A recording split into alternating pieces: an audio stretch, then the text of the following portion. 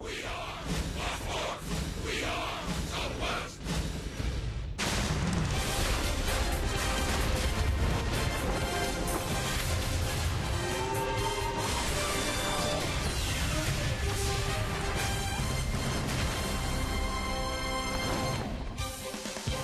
Texas Rangers baseball is presented by AT&T Uber TV. Well, welcome back to Progressive Field in Cleveland. The skies are clearing. The Rangers and Indians getting set to hook it up in Game 2 of this three-game weekend series. And welcome in, everyone, along with Tom Greaves, Steve Busby. Glad you could join us for the Saturday night of Rangers baseball. Rangers trying to bounce back from a drubbing last night at the hands of the Indians. And one of the guys that they really depend on at the top of the order is Elvis Andrus. A good night last night, continuing to hit well against the Indians. He really has, Buzz. He's had a 23-game hitting streak in this ballpark. He's on a nice hitting streak of his own. The other thing he's starting to do now is hit with men in scoring position. 7 for his last 13 with men in scoring position. Earlier in the season, he struggled under those conditions. 400 average during his current 8-game hitting streak. Swinging the bat well, has got his average up to around 270. Hopefully this is where he takes off for the last couple months of the season. Well, the Rangers certainly have turned it around a bit, not last night notwithstanding. But Elvis and company will try and get back on the winning side of things. The Rangers and the Indians coming up next on Fox Sports Southwest.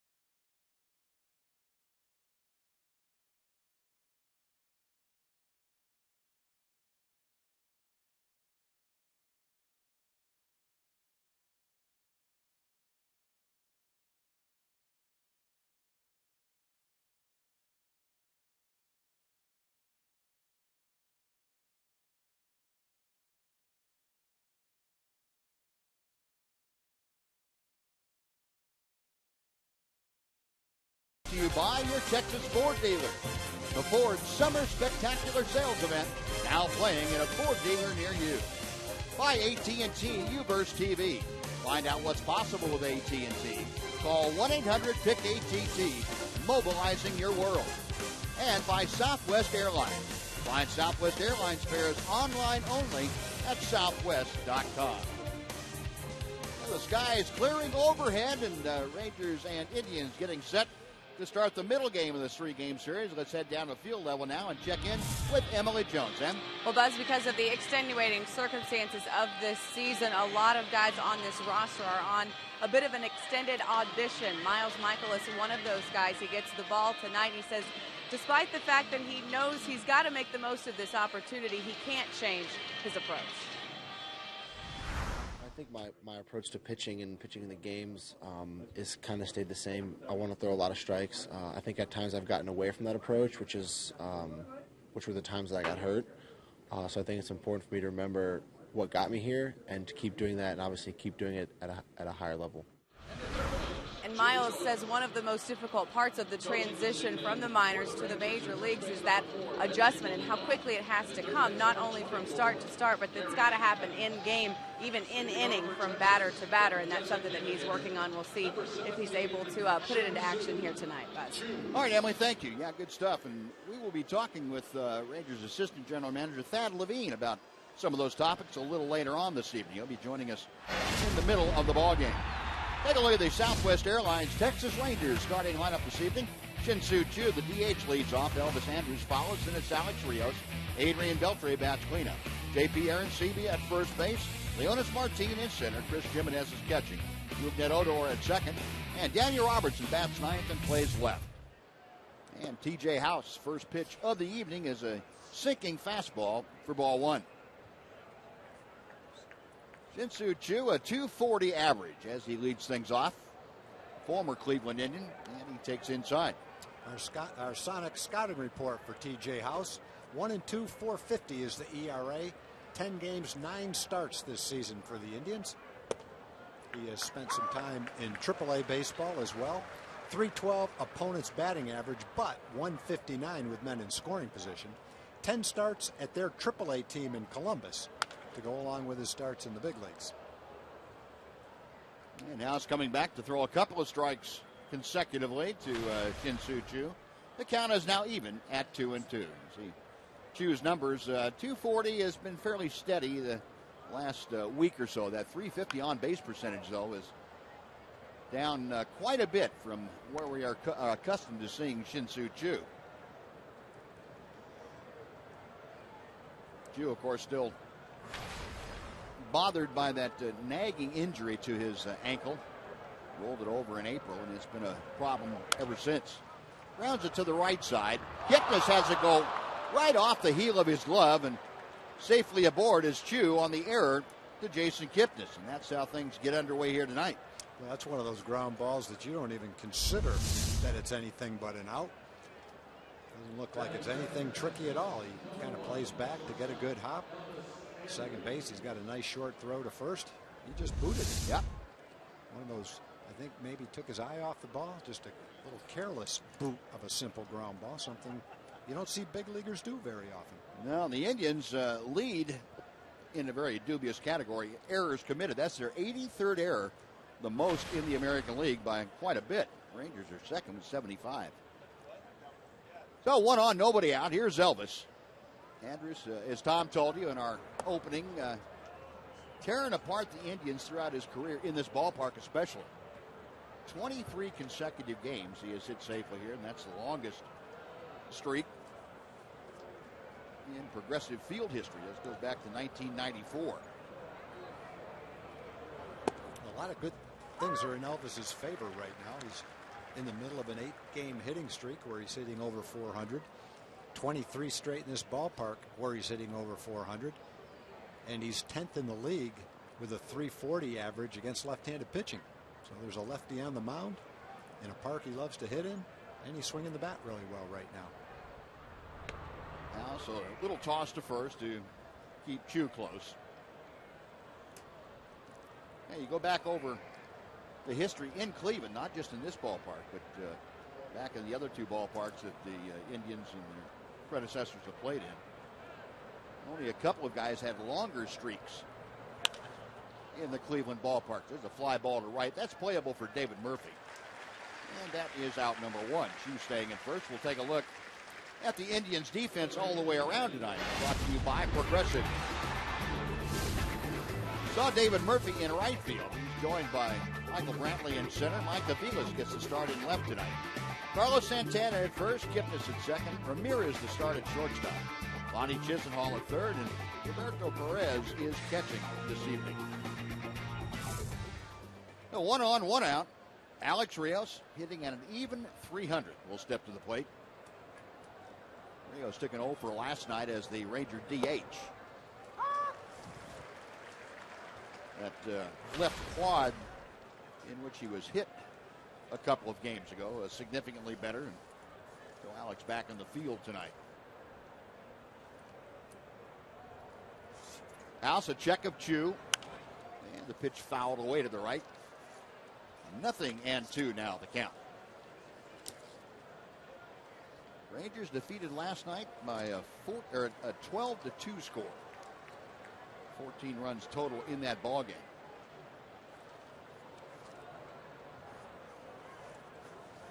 House, a belt high set. And hits the inside corner. That comeback fastball. Rios caught admiring it. That is out number 2. It looks like House has a little bit of deception in his delivery. Turns his back to the hitter as long as he can to hide the baseball. And then he zipped the inside corner with a pitch that came back out over the plate and just caught the corner. 2 outs. Adrian Beltre now to step in. Beltre last night extending his good hitting streak. He has 5 straight now. He had a couple of hits last night. 327 the average for the Ranger third sacker.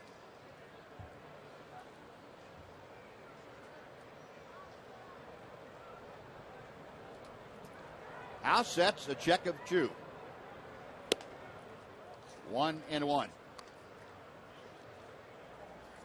Remember that T.J. House started against the Rangers when the Indians were in Arlington earlier this year, Globe Life Park, the 9th of June. Didn't last very long, just 3 1/3 innings. That's the shortest start that he has had as a major leaguer. Chopper up the middle, and right there is Kipnis, who is shaded toward the bag. That'll do it for the Rangers. No runs, no hits, an error. 1 man is left. After a half inning, the Rangers nothing. The Indians coming up on Fox Sports Southwest.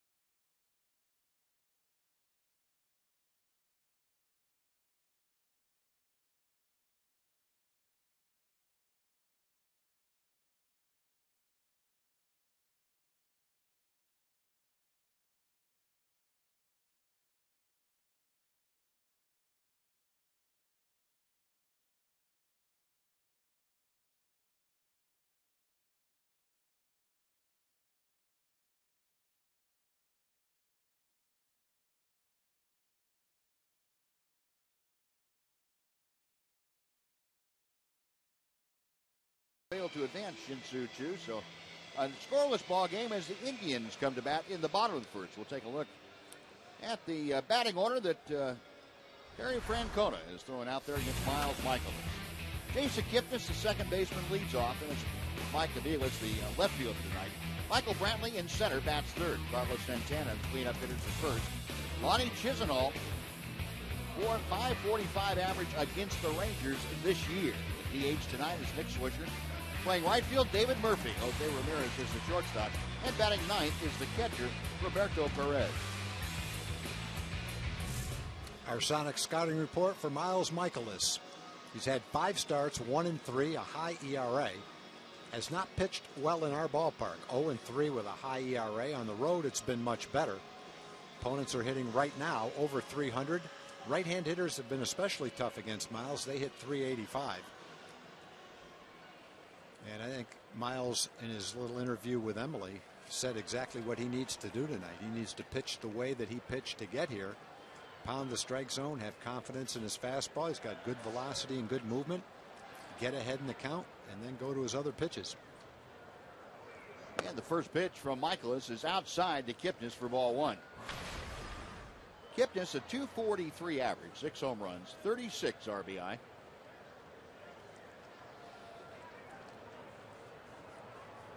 Michaelis with the 0-1 pitch, and that is low and inside, 2-0. Miles, last time out, suffered his third loss against the Oakland Athletics.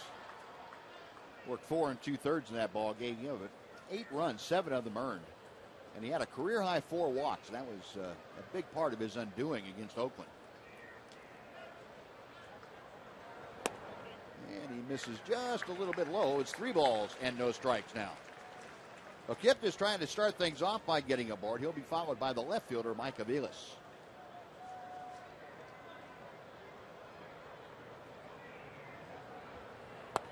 And the 3-0 is right down the middle.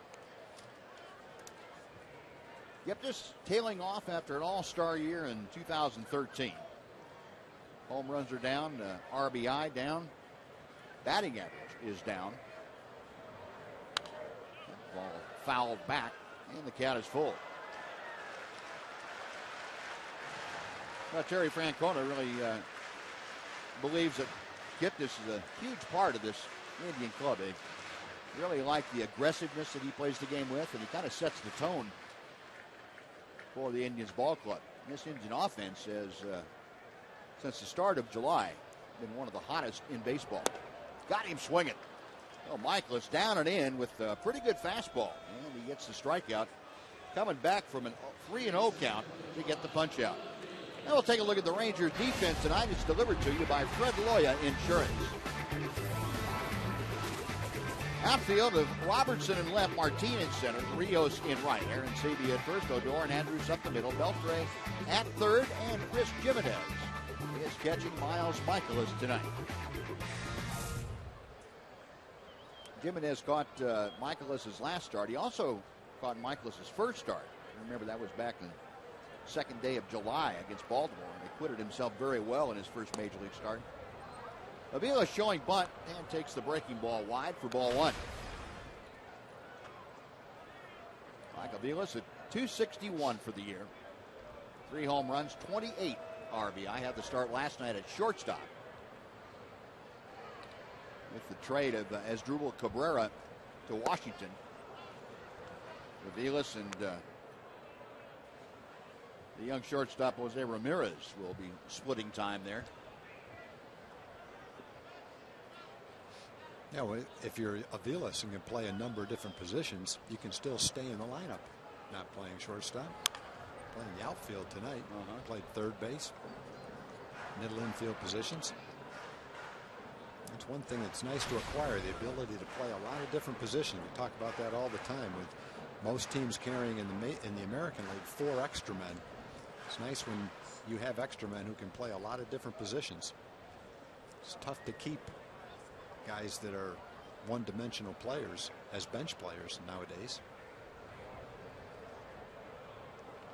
Michaelis back to the plate and just misses inside. 2 balls, 2 strikes. Yeah, when you consider that almost every team has one of those extra men as the extra catcher. Yeah, one has to be a catcher. So, 3 extra guys for the other positions. That kind of cuts down on what you can do. Yeah. And Avila sends one to center field. Back a couple of steps, Leonis Martin. 2 gone. Michaelis gets Avilas to sky to the big part of the ballpark. And now with the bases empty, Michael Brantley will come up. Brantley, perfect night last night. It seemed like every time he came to the plate, he had people in scoring position or at least on base. And Brantley, a big night here last evening, went 3 for 4. He had a double. He drove in a couple and scored one. Yeah, we talked about him a lot last night. I really think he's right now one of the most well-rounded hitters in the American League. When you consider he's 4th in the league in batting average, and he's the 3rd hardest in the league to strike out. And he's hit more home runs this year than he's ever hit before. He's got 9th with 68 runs batted in. It's hard to find any part of his game that's not well above average. He's tied for 3rd in outfield assists. A 1-0 pitch. Now 2-0. Yeah, we'll take a look at the Ford leaderboard, talking about what you were just mentioning, Tom. The AL batting leaders. Jose Altuve of the Astros still on top at 339. Then Robinson Cano at 331. Adrian Beltre there at 3rd. And Michael Brantley trailing Adrian by 7 percentage points. He's also a good base stealer. He's 12 out of 13 stealing bases.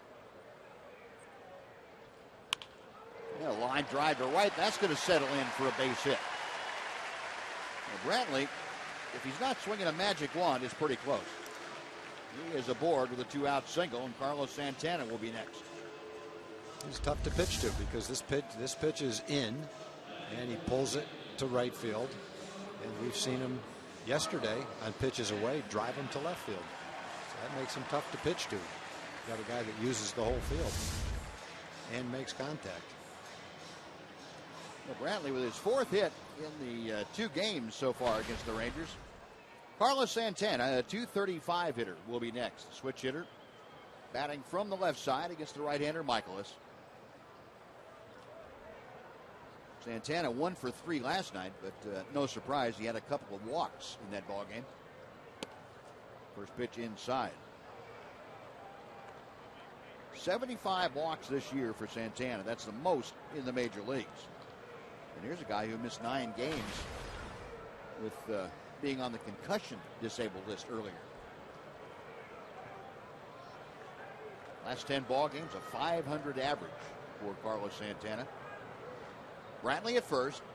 2 outs here in the bottom of the first. 2 balls, no strikes.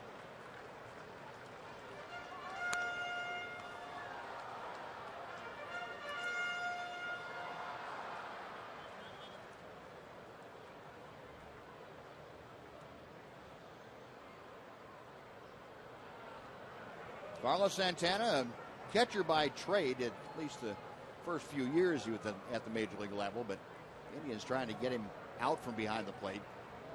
They have Yan Gomes, a good young catcher that's doing most of the catching this year, giving Santana the opportunity to play first base and DH sometimes. He even played some third base earlier in the year. That apparently defensively didn't go too well. Yeah, So, well, you better kind of stick on the other side of the diamond, behind the plate or on the right side. Michaelis ready. The 2-0 pitch is coming. Hard hit, but right into the shift. There's Rougned Odor in shallow right field. And that will do it. Well, the Indians get a hit. They strand a runner. We'll move on to the 2nd inning at Progressive Field. Rangers nothing, Indians nothing.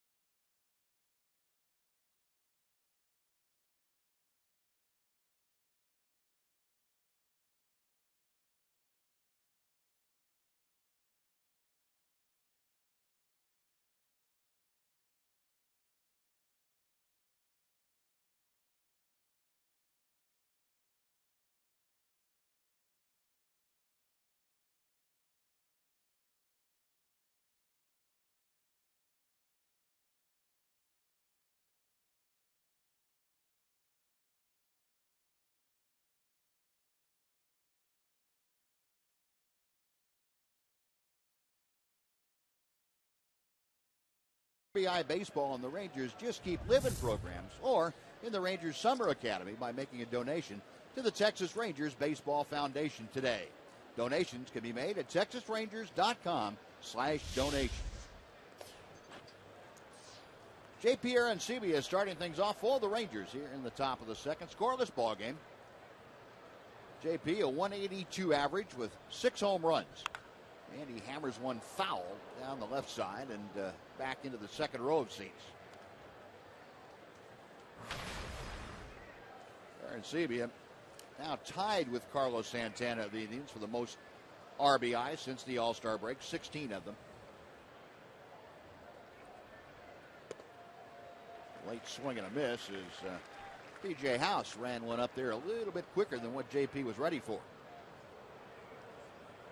Arancibia, an 0 for 3 last night. He was hit by a pitch in that first game against the Indians. He's hit safely in 6 of his last 8 ball games, though.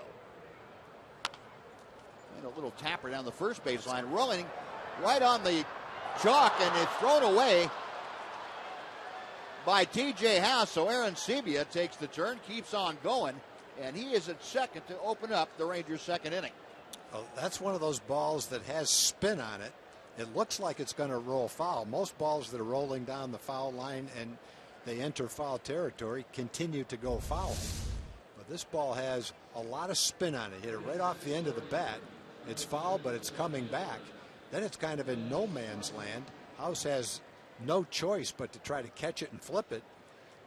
Don't know if he could have gotten him with a perfect flip or not, but it certainly wasn't a perfect flip, and the Rangers end up with a man on second base.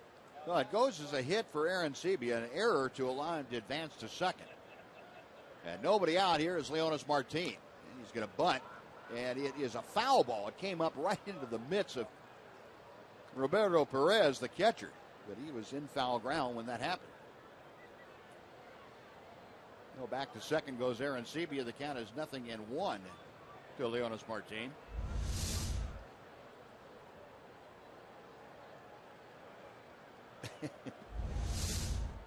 Little room service on that hop.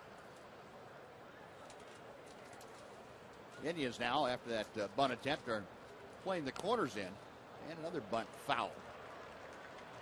Well, Leonys, who when he's bunting for a base hit's a pretty good bunter, and not able to get the sacrifice down here. Behind in the count, 0-2. Well, his job is pretty obvious: get the man to third base. You either can pull a ground ball to the right side, obviously, and get a base hit, but you want to pull the ball, or you can bunt him over. Now it gets more difficult. Probably took the bunt away with 2 strikes. Now you have to try to pull the ball. Well, you got a pretty good pitch to pull. Yep. Just fouled it off. That he did. Still 0-2. Martin, a 259 average. 5 home runs. He's been stuck on 29 RBI for a while. It has not been the best of offensive streaks lately for Leonys. Outside, 1-2. Matter of fact, you go back over the last 25 games, Leonys just a 207 average in his last 8 ball games. Even lower than that, 107.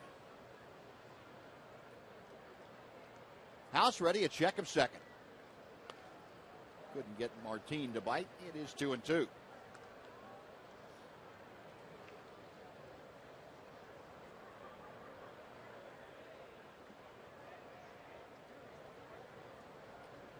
T.J. House studying the signs from Roberto Perez. Left-hander sets at the belt. To the left side, Chisenhall across the diamond. Arancibia has to stay at second. Well, Martin not able to advance Arancibia. 1 out, and Chris Jimenez coming up. That's one of those things that doesn't show up in the box score, but you go up to the plate with the job to try to get the man to third base with 1 out. And once you get 2 strikes, it becomes much more difficult because generally you don't bunt. If you foul it off, you're out.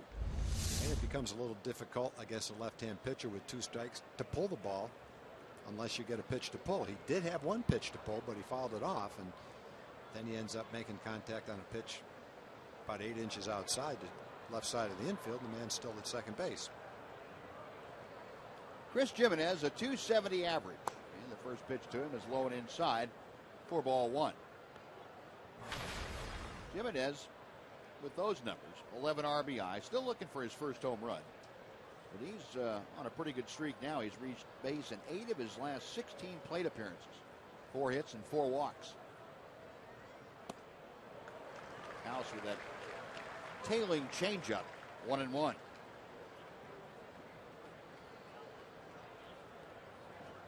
Chris brings in a 4-game hitting streak. He's on 4 for 12.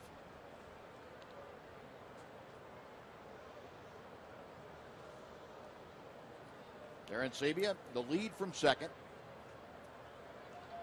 And a fastball hits the inside corner.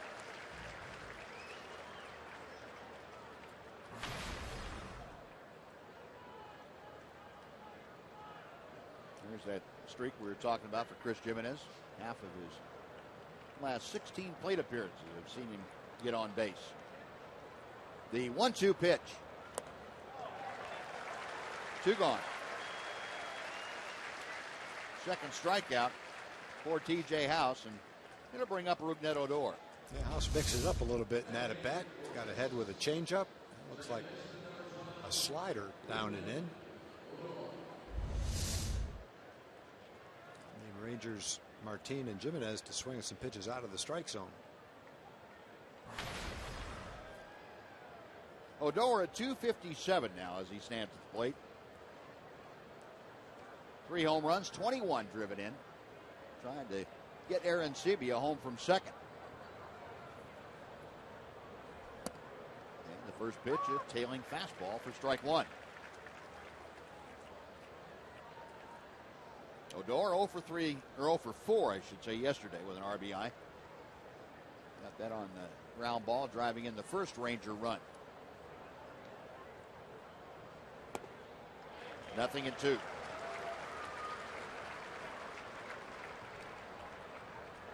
Rougned trying to snap an 0 for 13 streak that he is in right now. And T.J. House making it tough.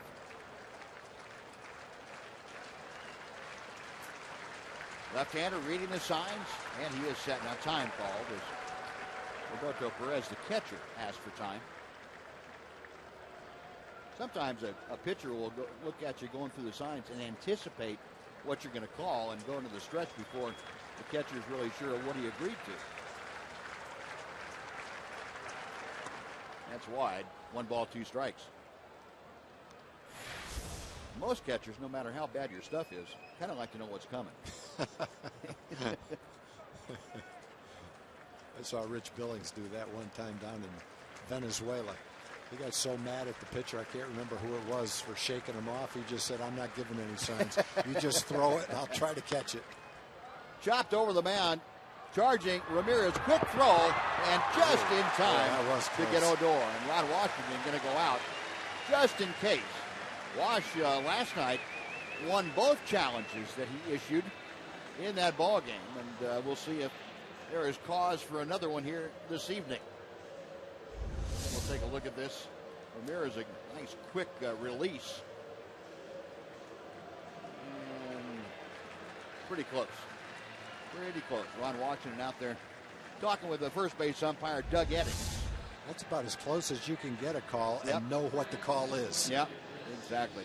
So no challenge there. Rangers are gone. They strand the runner. After 1.5, we are scoreless in Cleveland.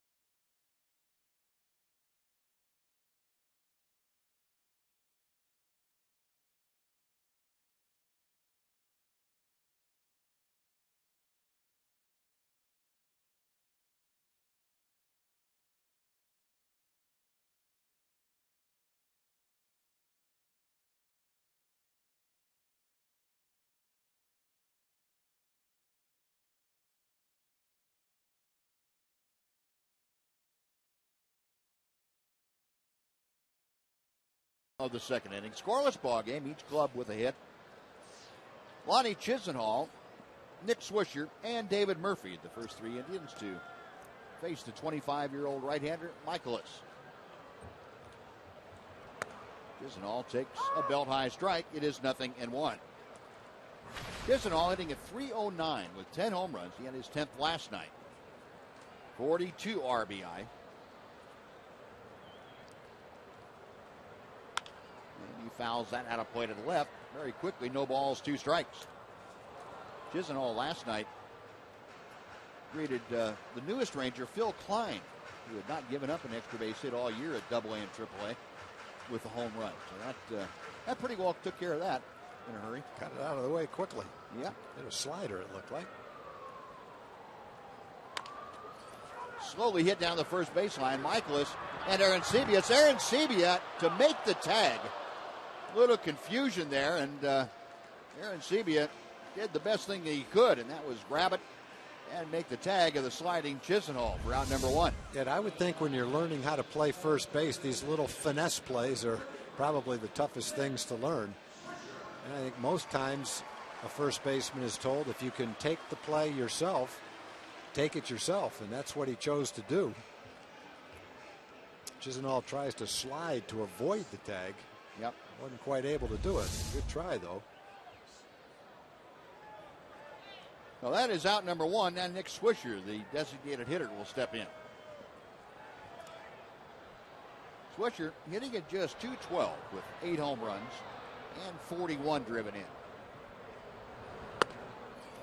High and tight for ball 1. Swisher of late has been swinging the bat much better. There are his numbers for the year, a .282 on base percentage. Swisher brings in a 5-game hitting streak, though. We've seen him go 7 for 19. 2 balls, no strikes.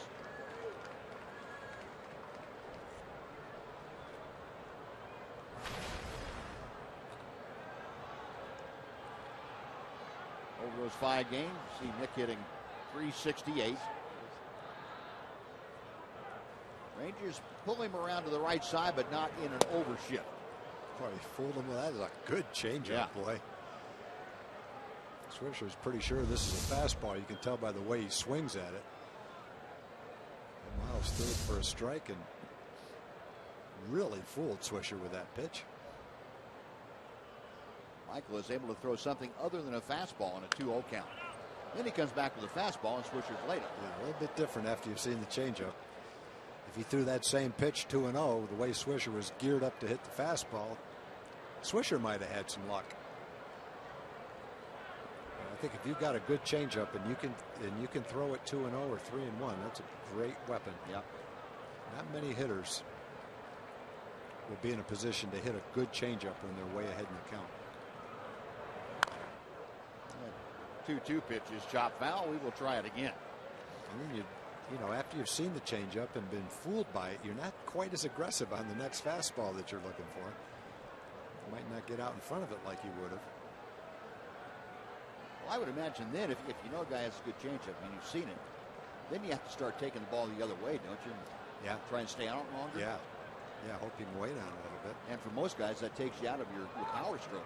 You know, some guys that are, you know, that are guess hitters that like to look for a certain type of pitch. I guess early in the count, you can look for a changeup. It's tough to look for a changeup, though, when you're behind in the count. Definitely when you've got 2 strikes. Then you just have to adjust to it. Yeah, if you do have the opposite field approach, you might be able to wait on it a little bit better. That breaking ball stays high. The count now to Swisher has gone full. Nick Swisher trying to get aboard David Murphy. Ex-Ranger will be next. That is a serious arm pad that he's wearing. I won't even call it an elbow pad.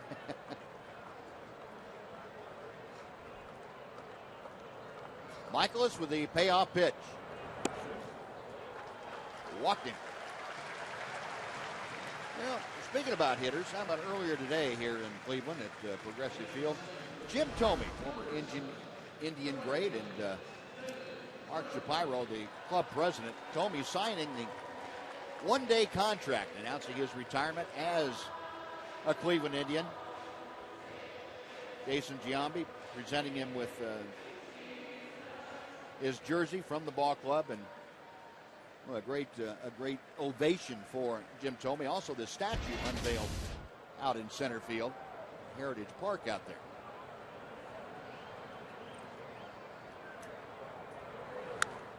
David Murphy fouls back that first pitch. It is 0-1.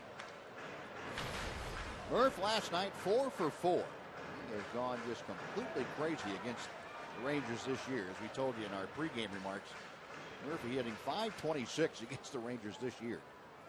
He has just gone absolutely crazy. Rangers have not had an adequate answer for him. Swisher at first with 1 out. And Murphy pops it up. Elvis Andrus angling out toward the line and makes the grab. That is out number 2. And Jose Ramirez will be next. Well, folks, it's time for you to tweet your photo for a chance to have it shown on one of our upcoming broadcasts. That's all thanks to the good folks at AT&T. Simply use hashtag SouthwestFanPhoto, and your photo might be selected to be aired during one of our upcoming broadcasts. We will reveal our selection for this evening a little bit later on tonight. Well, 1 on and 2 out. Jose Ramirez, the young switch-hitting shortstop, steps to the plate, a .188 average. Michaelis, first pitch to him. Hits the strike on the outside corner.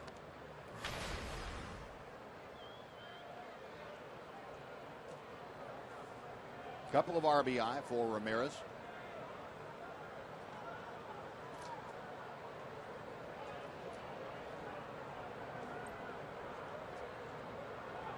Michaelis, a bluff move as he stepped off the back of the pitching rubber.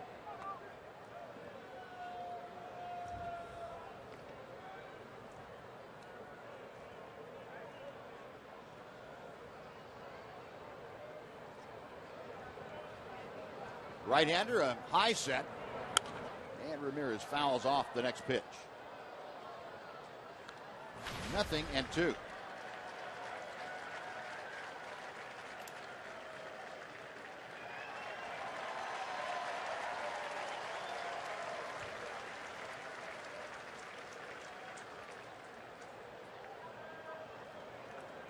Outfield shading Ramirez around the other way to the left side. Infield, maybe a step to the right. And that pitch is high. You get a good look at the outfield defense. Big wall in left field, 19 feet high. You see it out towards center field where it drops down to 9 feet. And then around to the right field corner, there's about a 15-foot wide swath where it goes up to 13 feet, right down the right field line. The 1-2 pitch from Michaelis instead is a toss to first base. Jose Ramirez, a 21-year-old out of the Dominican Republic. Signed with the Indians back in 2011. A non-drafted free agent. Getting his second taste of the big leagues. He was up for 15 games at the end of last year.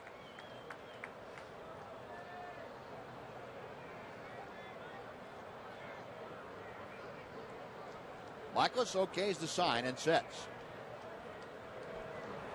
Got him swinging that big overhand hook. And Miles Michaelis gets his second strikeout. Swisher the walker left stranded. We have finished 2 innings here at Progressive Field. Rangers nothing, Indians nothing on Fox Sports Southwest.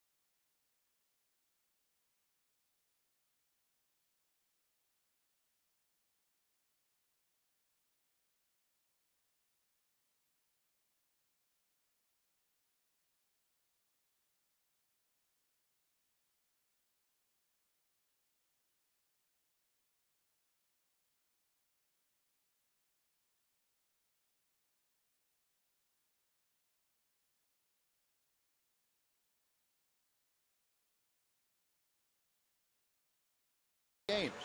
For every strikeout you throws at home, the Rangers will offer fans $1 off tickets in select seating areas. In this last outing on Monday, earn fans an $8 savings on tickets to the game on Monday, August the 11th against Tampa Bay. Visit TexasRangers.com/strikeout and use the online coupon code strikeout to take advantage of this great offer. Daniel Robertson leading off for the Rangers here in the third inning. A scoreless ball game. Robertson hitting in the number 9 slot. 276, the average for Daniel. Big breaking ball that comes in through the back door. P.J. House showing a pretty good selection of pitches tonight also. There's change speeds on the breaking ball. He's been able to throw a straight changeup. Also a good tailing fastball. 1 ball, 2 strikes now. Daniel, no home runs, 10 driven in. The on-base percentage creeping up a little bit, 308. Robertson has had at least 1 hit in his last 6 starts. Back to the screen on the foul ball, still a ball and 2 strikes.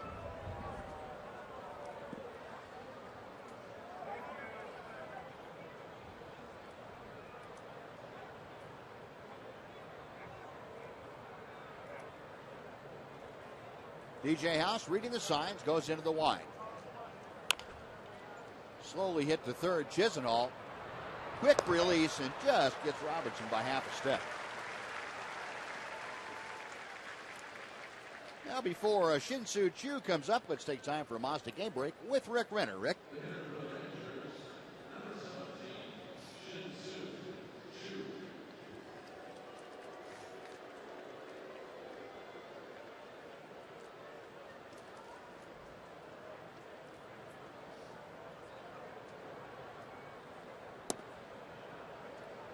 All right, Rick, thank you. Yeah, he got the win, and Johnny Gomes drove in a couple of runs. He came over from the Red Sox.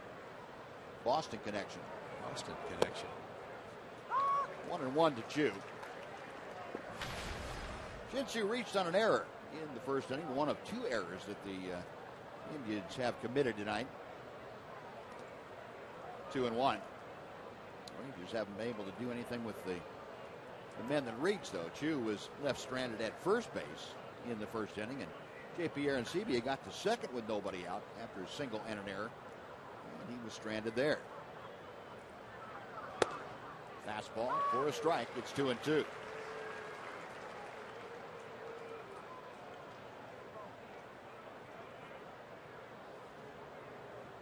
Pitch tracker showing that number 4 right on the edge. Out of play, deep down the left field line and back into the seats.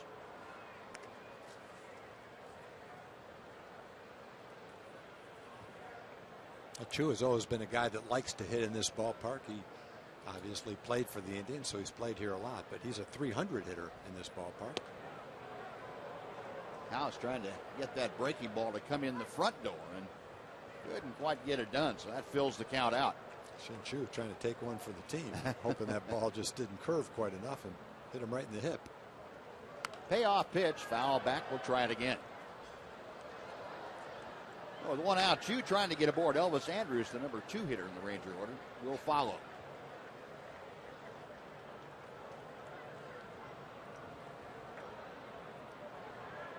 TJ House goes to the wind. Another 3-2 pitch.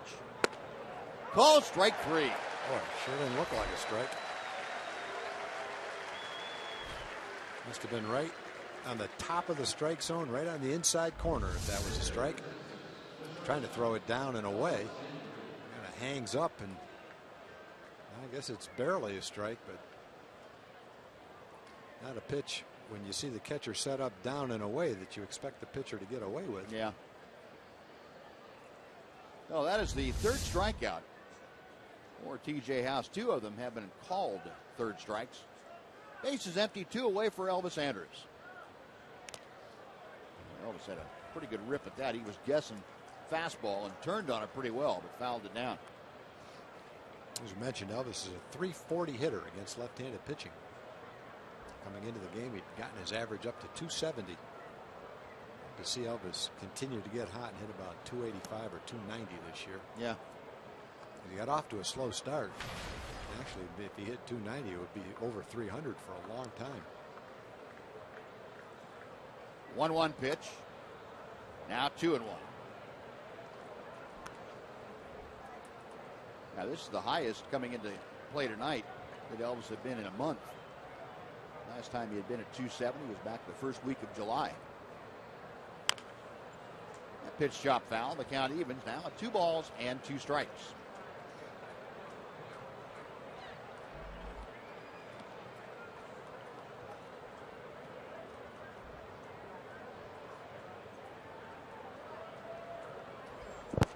TJ House reading the signs from Roberto Perez. And there's a base hit again for Elvis. So what's new in this ballpark? 24 straight ball games that Elvis has hit safely. Well, he's got a perfect storm of good indicators coming into this game. If he was a stock, you'd be buying right now. Facing a lefty in this ballpark, swinging the bat, great. Right back through the middle.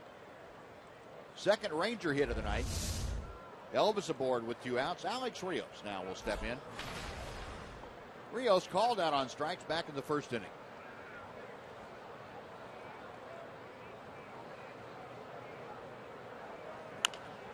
And he chops that first pitch foul by Gary Pettis down the third base coaching box, or close to it. 0-1 to Alex.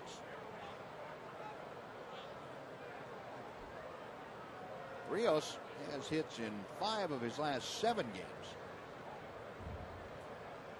Hit just over 300. And Elvis drawing the attention of TJ House.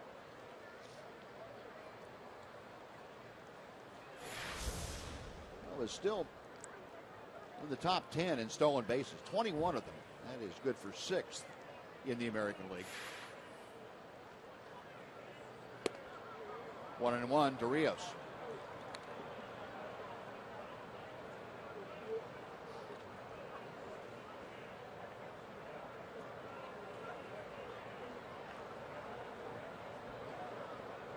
Rios waiting his house. Checks Andrews. Change up floated outside, and Alex thought about it and held up. 2-1 now.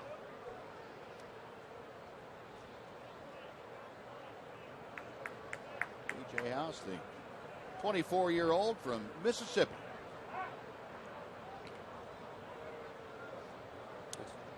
Kind of a situation where you would expect Elvis to be running if he can get a good jump.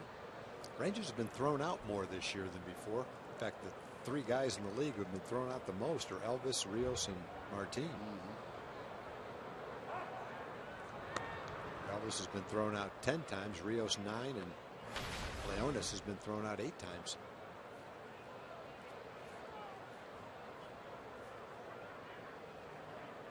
Two and one. Elvis maybe a half step further in his lead this time. Hard hit, but pulled foul outside the bag at third. And that will even the count at 2-2.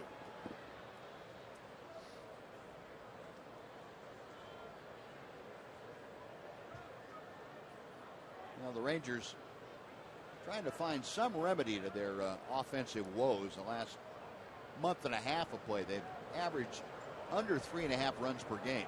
There goes Elvis. The pitch is grounded to the left side. Cut off by Chisenhall. And Rios thrown out. Nice play by Lonnie Chisenhall, and that'll do it for the Rangers. No runs to hit. They strand their 3rd runner after 2.5. No score.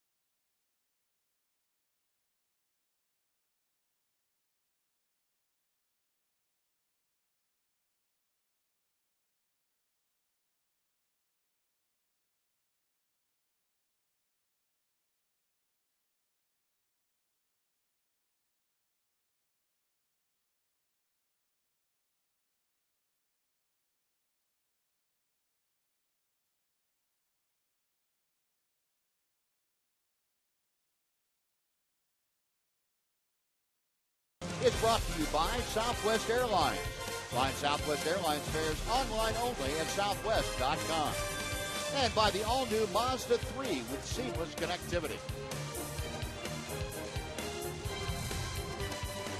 Miles Michael is back to the hill. He will start things here in the bottom of the third inning. Scoreless ball game. Rangers with 2 hits. The Indians with just a single safety. Also had a walk. Michaelis will face the number 9 hitter to begin things. That is Roberto Perez. Oh, Miles has had some pretty good stuff so far. He's had a good fastball. He had a strikeout early in the game with his fastball.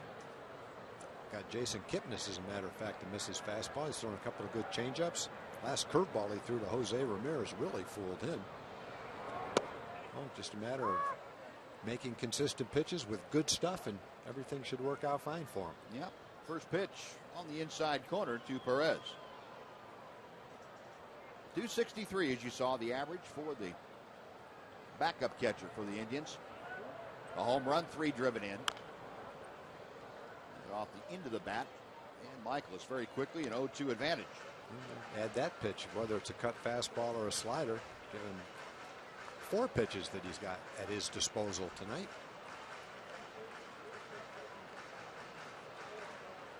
Miles out of Jupiter, Florida. He was signed out of Nova Southeastern University, and that's in Fort Lauderdale, Florida. Originally selected by the Padres. Got him swinging. Boy, he went upstairs, and a little extra gas. That is out number 1, and let's go down and check in with Emily Jones. Em? Well, guys, as we've talked about, so many young guys like Miles Michaelis getting a shot here at the big league level, and getting a chance to do it in front of the major league staff is a big deal, as Mike Maddox says.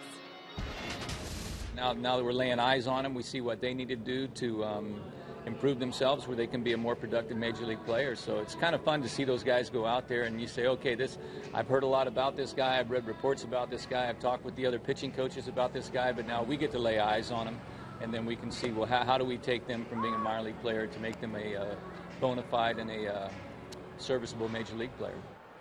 And as we've mentioned, it's also tough not to feel that pressure to want to do so well at this level. But when you've got an extended period of time to do so, like these guys are going to get over the last couple months of the season, you would think at the end of the day, we're going to see who these guys are and get a big enough sample size to where they don't have to put too much pressure on themselves. All right, Emily, thank you. Yeah, good points. It's a great opportunity, and we've talked about that. Guys wanting to seize that opportunity. Some fall by the wayside because they can't live up to the promise that they've exhibited. Other guys excel beyond what you would have expected. Yeah. In the case of Miles Michaelis, he doesn't have to come up with anything new. He doesn't have to reinvent himself. He just has to refine what he's got. That last fastball that struck out Perez was 95 miles an hour. There was another one at 97 miles an hour. When you look at the stuff, I mean, the makings of a successful starting pitcher are there. If he can refine it, consistently throw strikes, gain some confidence, he's got something to work with, boy. Got the makings of 3 good pitches to go along with his fastball, curveball, cutter, slider, whatever you want to call it, and a changeup. But you can't teach a 97-mile-an-hour fastball. No, you can work with it, but you can't teach it. No. You're right. Well, Michaelis now has struck out 3 consecutive hitters, 2 in this inning. And he deals to Mike Aviles for strike 1. Yeah, when you see the way he's throwing right now, you look back at the lines from some of his games and you wonder how in the world could they have done that to him. Well, he just wasn't throwing as many strikes, as many quality pitches. The center field, that is playable for Leonis Martin. Back a few steps. And it's a 1-2-3 inning. So Michaelis now has retired 5 straight. We have finished 3 in Cleveland. Rangers nothing, Indians nothing.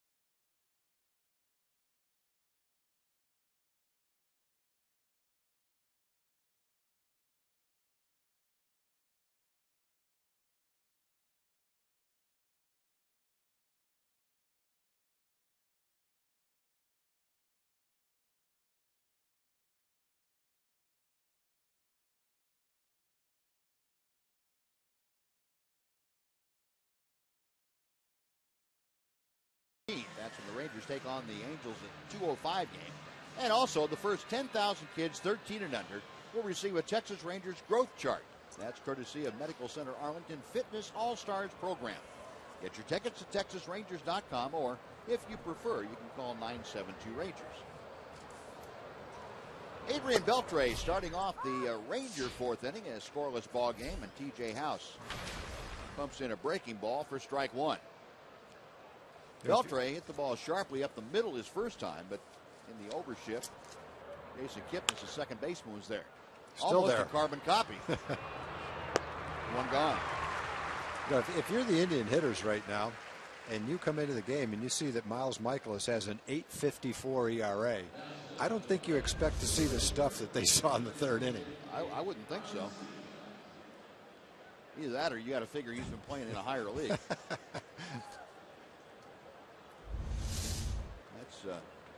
I still want to know where 97 came from in the fastball. We hadn't seen that broken out yet. Getting loose tonight. I guess. Wow. Yeah, early in the game, the first inning, it was 91 or 92. That inning was 95, 96, 97. Aaron Sebia takes a pitch on the outside corner for strike one. JP had an infield single, got as far as second on the error to T.J. House. That was leading off the Rangers second, but he was stranded there. Big breaking ball, and Aaron Sebia fouls it back. House with the 0-2 advantage in the count.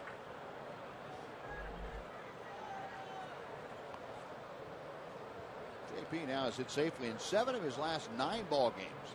That batting mark has come up from 136 to its present 189.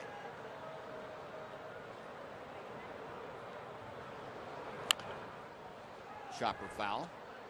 And Aaron Sebia is seeing a pretty steady diet of slow breaking balls.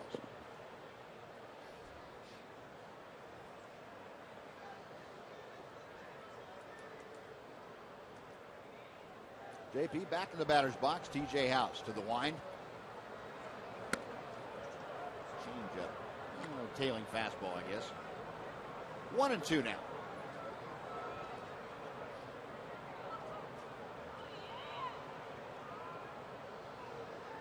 Next pitch from House.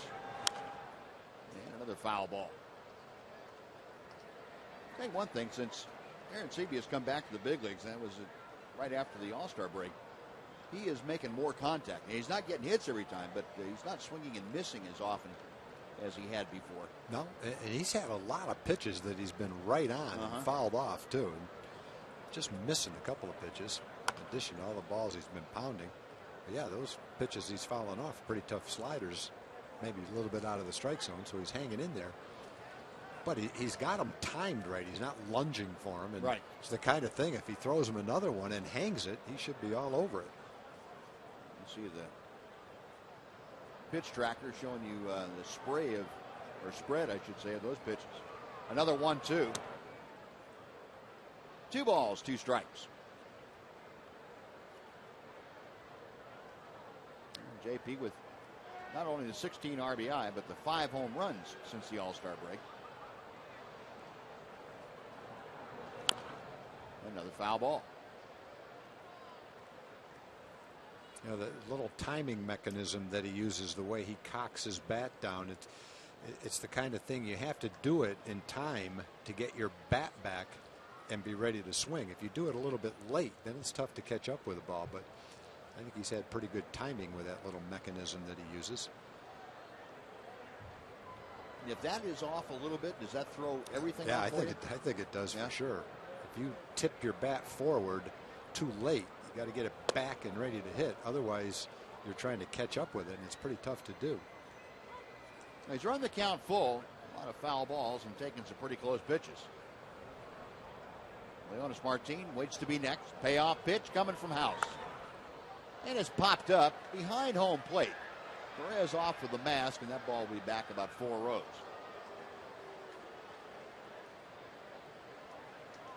And Roberto Perez over there to take a look at it, but had no chance. So Aaron Sebia now, we'll see a 10th pitch of this at bat. Make that the 11th pitch. That 10th pitch he is fouled off. We're going to make it 12. That's the first decent pitch he's had to hit. All those pitches he's fouling off, most of them are low or inside. Last pitch was a fastball, not a breaking ball. That really wasn't. I thought it was in the strike zone. It was actually a little bit out of the strike zone. Got him swinging. Well, House taking a little bit off and just enough to get Aaron Seavey out in front. 4th strikeout for T.J. House. Now Leonis Martin comes up.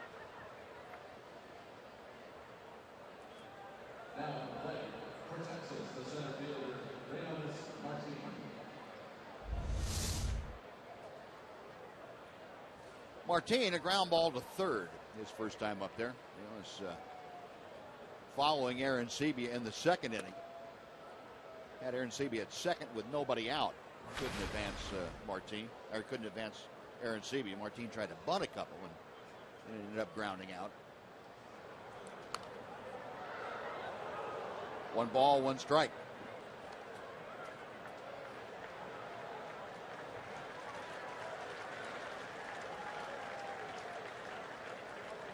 Leonis right now at 259 with the average.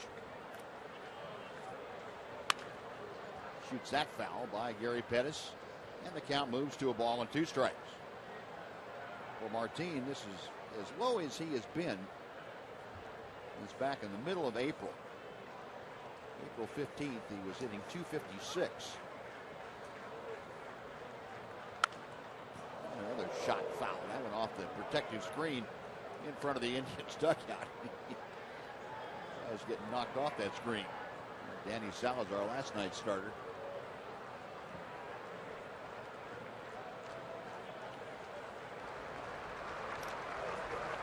House with a 1-2. Got him swinging. House with back-to-back strikeouts, 5 for the ball game. Rangers gone in order. After 3.5, Rangers nothing, Indians nothing at Fox Sports Southwest.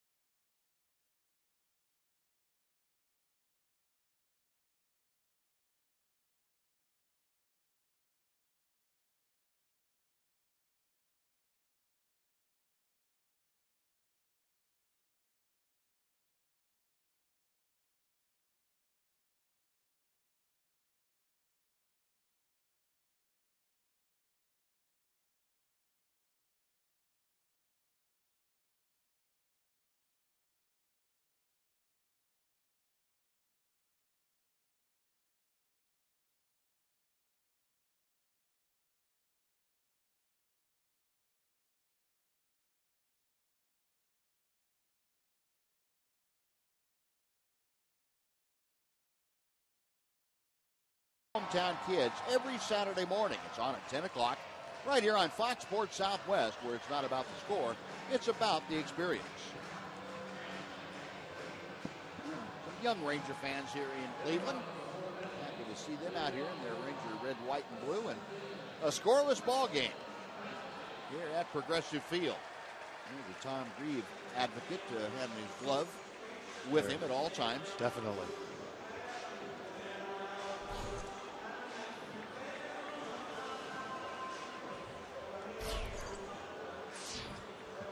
Pitchers have been very much at the forefront in this ball game. Only 3 hits total. Scoreless game, and Michael Brantley will lead things off. Brantley had a single back in the first. That has been the only hit surrendered by Miles Michaelis. Brantley hitting at .322.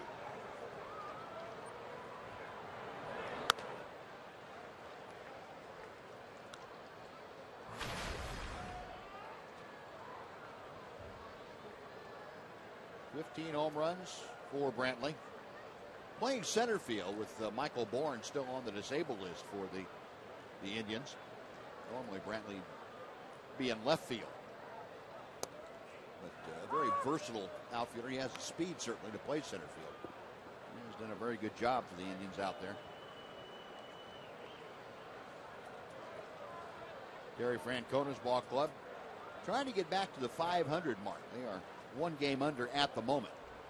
And they have been hovering within a game or two of 500. Seems like a full year. Michaelis drops in that slow hook for a strike. It's 1 ball and 2 strikes now.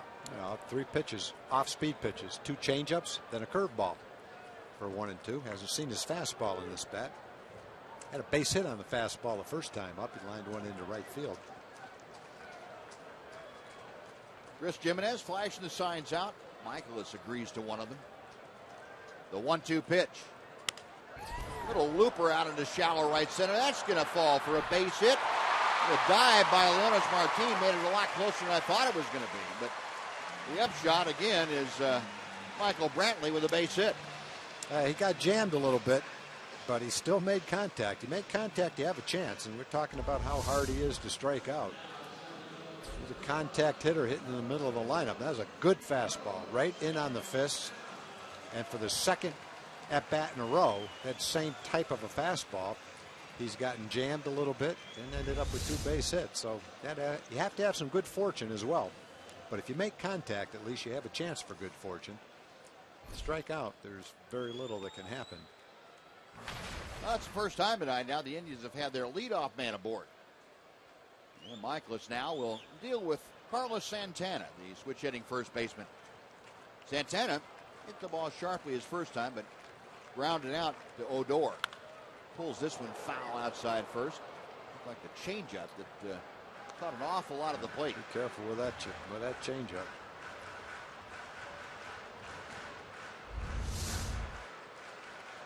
That's one of those pitches that gets hit a long way. Fortunately, he's a little bit out in front of it. Yeah.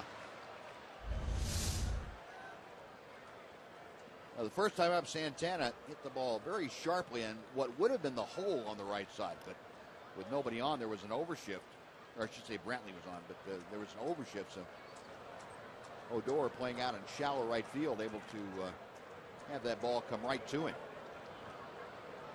But now, with nobody out in Brantley at first, Odor is having to play at what is double play depth. See him up 3 or 4 steps in front of the outfield grass. 0-1, the count to Santana. And Santana asks for time as he's tired of waiting.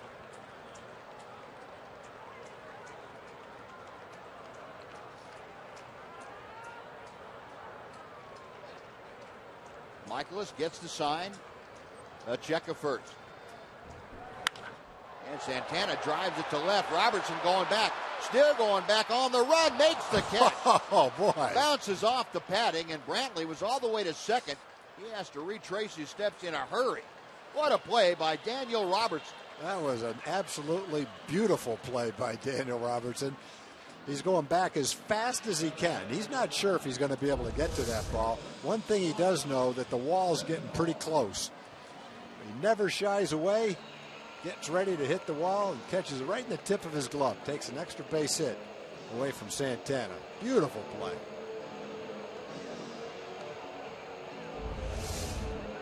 Oh, Daniel Robertson getting the job done out there in left field. Outstanding defense. That could be the one. Could be. Yeah, it could be. It's going to have some competition. Be the first one for Daniel Robertson. You know that. Yeah.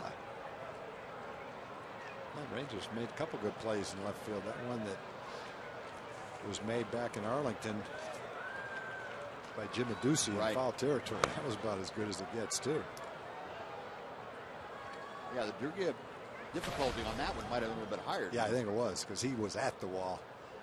Daniel was closing in on him, but he had a little bit of room to maneuver. Jim had no room. Lonnie Chisenhall rounded out to first base, his first time up there. Michael Brantley with good speed at first. Rangers still at double play depth, slightly around to the right side for Chisenhall.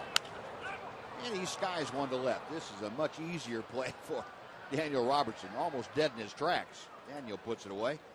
2 gone with Brantley at first. Dick Swisher coming up. Let's head down and check in with Emily Jones again. Em. You guys were talking about that Jim Adducing catch in left field after that game. He was asked if it hurt, and he said, yes. If we were keeping score, it would be the wall 1 and me 0. Well, I'm glad he's okay, and he definitely made a great play. A little bit of comedy from Jim Adducing. Yeah. You know, if you're keeping score, the wall against players, the wall is pretty much going to be undefeated. Yeah, pretty much. Pretty much. There's been a lot of players try to knock down a wall. Maybe the only one I've seen is that clip from the minor leagues 15 years ago where the guy ran right through the wall. But I don't think you're running through a big league wall. Well, that play that Gary Matthews made at the ballpark in Arlington, where he scaled the wall, he ran up the wall, put a foot on it, and tore the padding. He might have gotten a half point for that. Yeah, he might have. That's the best play I've ever seen. Yeah. I think a lot of people, you feel the same way? I do too, yeah. I've never seen anybody go that high over the wall and bring it back in. Swisher, a check swing on a good fastball. It's strike 1. One of my favorite ones, he didn't catch the ball, was the one Bo Jackson had in Baltimore where he ran up, did like a semicircle up and around the wall. And his body was horizontal when he was at the top of the wall. That was just fun to watch. Yeah. Even though he didn't even have a chance to catch a ball. Looked like a cartoon. You watched him do it and you go, how did he do that? Or what just happened? You had to watch the replay to see what happened. A ball and a strike to Swisher. Nick drew a walk his first time up there.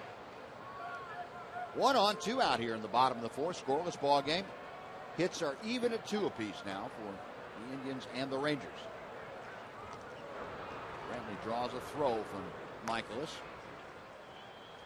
Tom told you Brantley with a dozen stolen bases and 13 attempts. So he's very efficient when he goes to the thievery.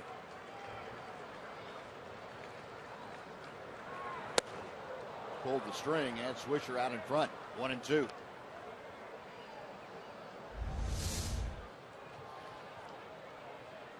Yep. Seen that exact same location with his changeup and the same swing from Swisher in the last at bat. Swisher ended up working a walk, took a 3-2 curveball for ball 4.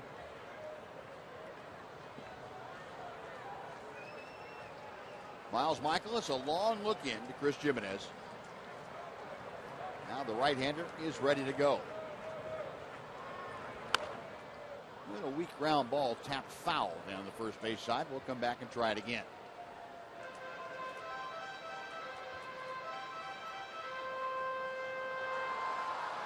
Swisher in his 2nd year with the Cleveland Indians.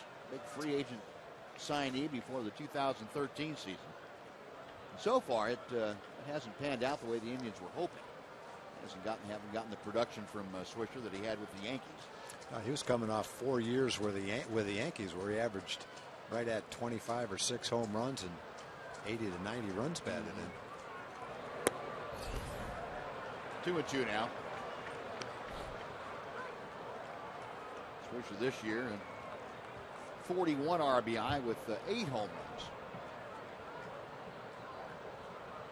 Had some injuries this year, but last year much the same kind of thing. He had 22 home runs and 63 RBI. That in a full year. Got him swinging up the ladder, and Swisher couldn't reach that high. That is 5 strikeouts now for Michaelis. No runs, a hit, 1 left.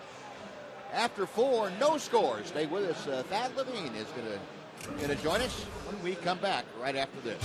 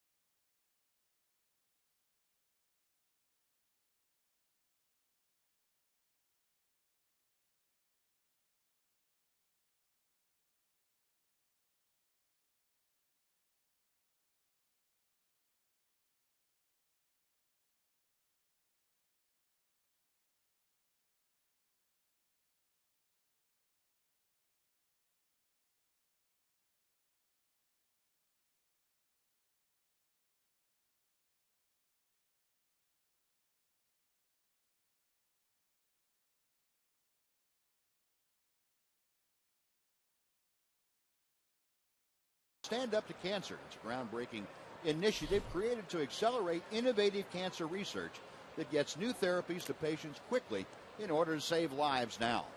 For information, visit foxsportsupports.com. On we go to the fifth inning.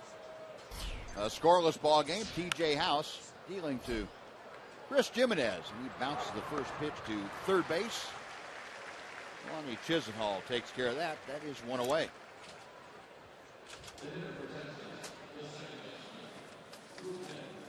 Jimenez retired. Second time tonight. Rougned Odor will come up.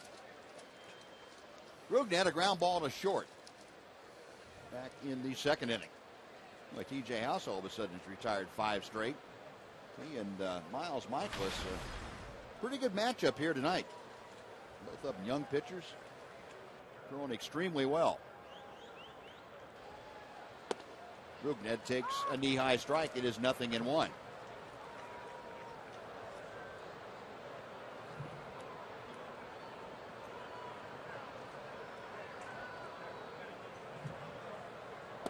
Slow breaking ball, 0-2. And happy to have with us now the Rangers assistant general manager, Thad Levine. Thad, thanks for coming by.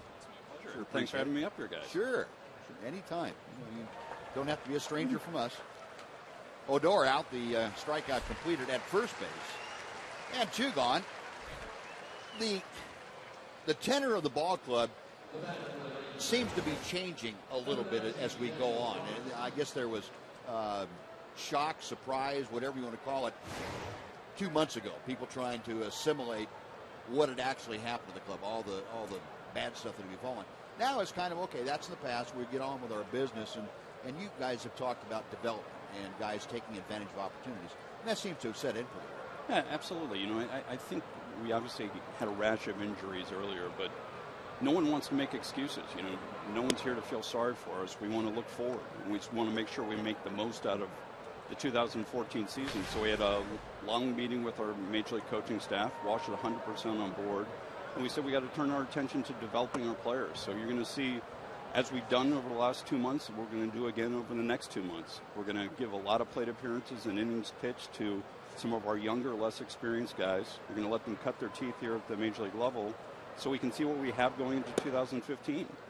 Because we expect to be very competitive again, and we want to see exactly what roles these guys can contribute in for next year. Yeah, it's interesting to see, and we've got Daniel Robertson up there right now, a guy like him that really comes out, as far as I'm concerned, nowhere. You know, we didn't know anything about him, and I know you guys did scouting, but to have him get the opportunity, he could not be happier, and he's making the most of it at the same time. We were sitting in Oakland, and I had the opportunity to call him to let him know that we had acquired him in trade, and his response was, have you ever seen the movie The Rookie when that old guy gets called up at the end and he was shocked? He's like, I can't believe I'm getting called to the big leagues. He's like, I wasn't even sure I was going to make my AAA team. And I said, get that enthusiasm out of your system. I'm not sure if you want to share that with too many of your teammates. You shouldn't act quite so shocked that you're getting to the big leagues. But he is just genuine ball of energy. The play he made last inning in the outfield was spectacular. I think you've seen the more that he's gotten to play, the more he's contributed offensively too. He plays with a high level of energy, which is, exactly the way Walsh wants the game played. With that, we're going to see a lot of guys at the big league level, and I know you can't talk about players we might see in September, but at the higher levels of the minor leagues, you obviously have some very good prospects at AA. Are those the kind of guys that, any of those guys that could fit into the plans, maybe not necessarily to make the team, but to help the team next year? Yeah, I think our goal all along from a development strategy and a scouting strategy is always to have waves of players coming at one time. When we started these jobs, we had the vaunted DVD group where we had Danks, Volquez, and Diamond, and I think we've been ever since then reluctant to name our prospects necessarily, but speak more of like groups of guys. But I'm happy to talk about a group. We've got a great group of pitchers at the AA level, some of whom have matriculated at AAA, but you're talking about Luke Jackson, who's now moved up to AAA, a comp pick for us. He's 22 years old, throws 91 to 96 miles an hour with a great curveball. Right behind him at AA, you've got a great pitching staff there. Alec Asher is 22 years old. think he may have been like a 15th round pick, but great job by our scouts. He's developed into a very solid starter there. He's 90 to 94 with great secondary stuff. You've got Jared Eichhoff, who is also of that range. He's 90 to 95. He's a big physical kid, has a chance to be a plus starter in the big leagues, and we can pick up next inning. If you could stay around, we'd appreciate it. Happy to do so. All right, Rangers strand a runner. We played half the ball game. Still no score in Cleveland. Rangers nothing, Indians nothing.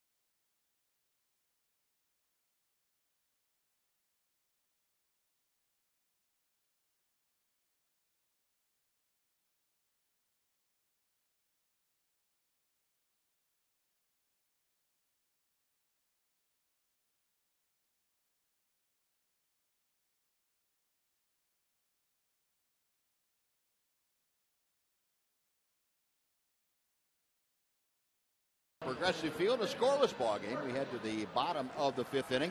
It'll be the bottom third of the Indian order. And we're visiting with Thad Levine, the Rangers assistant general manager. Thad, you're talking about some of the guys at Double and Triple A that are really on the radar right now for the Rangers. Absolutely. I think where we left off, we were just finishing up talking about Alec Asher, fourth round pick, right, and talking a little bit about Jared Eichhoff, who's really come on the scene this year, and a guy who's really established himself at Double A, may have a chance to move up here before too long. And he was a 15th round pick, a great job by our scouts.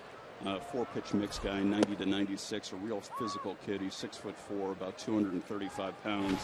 Chichi Gonzalez, I think a lot of people have heard that name. He was our first round draft pick, and he's done exactly what our scouts had hoped he would do in his first season and a half in pro ball.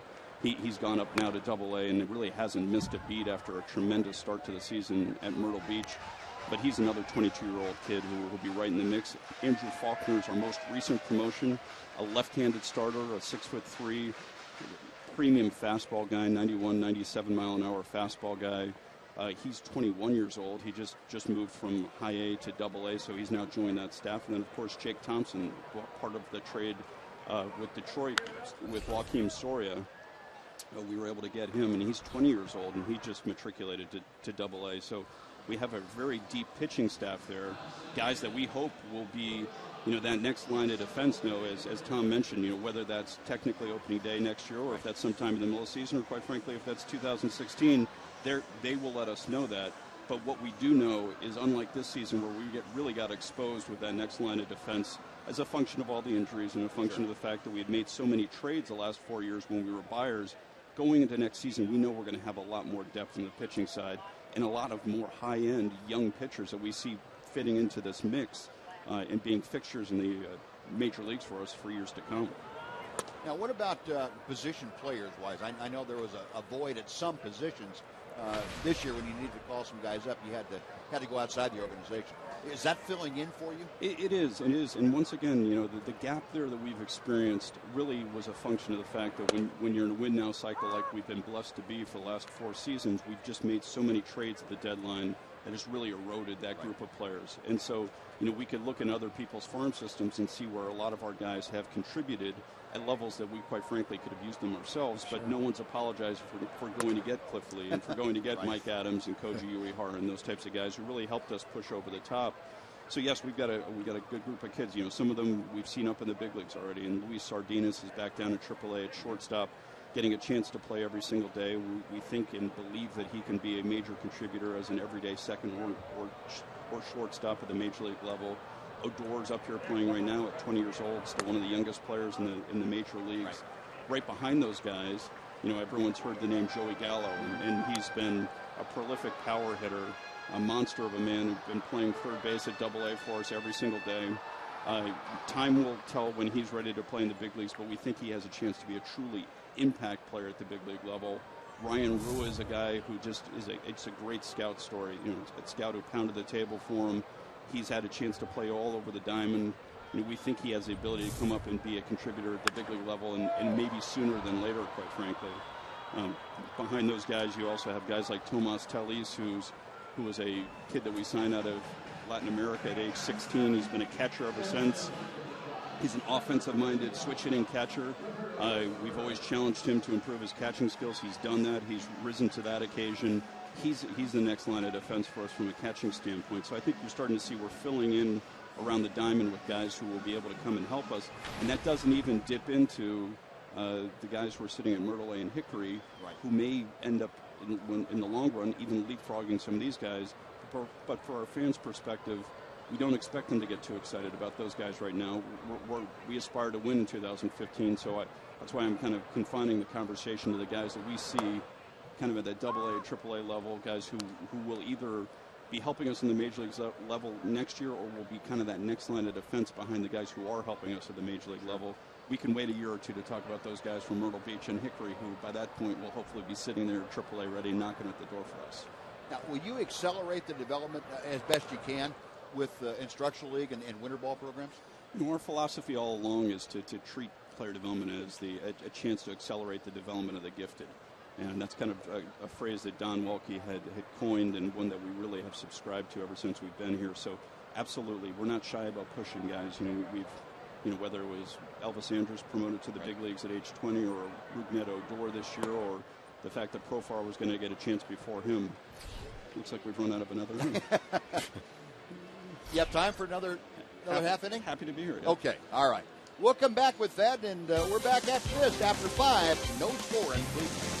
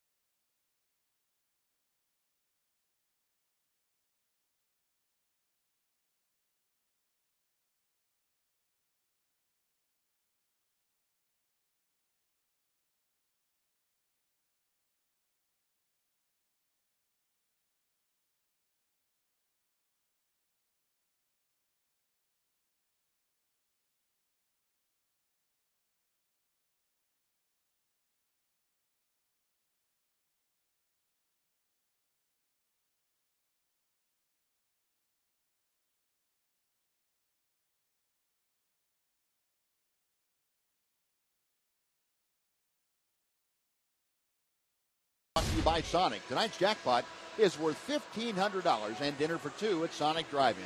Tonight the Rangers are hitting for Margaret Dodson from Wills Point. And if a Ranger hits a grand slam this inning, Margaret Dodson from Wills Point will win $25,000. You can register at any participating Sonic restaurant. And during this Sonic inning, we'll be getting a slam of our own, Sonic Slam. Thad Levine, Rangers assistant general manager, talking about Ranger minor league system. And Thad, you were talking about developing guys and accelerating the development for the gifted and the talented. Got some trades you were able to make this July, or you did make this July. You got three good pitchers, three good relief pitchers in return.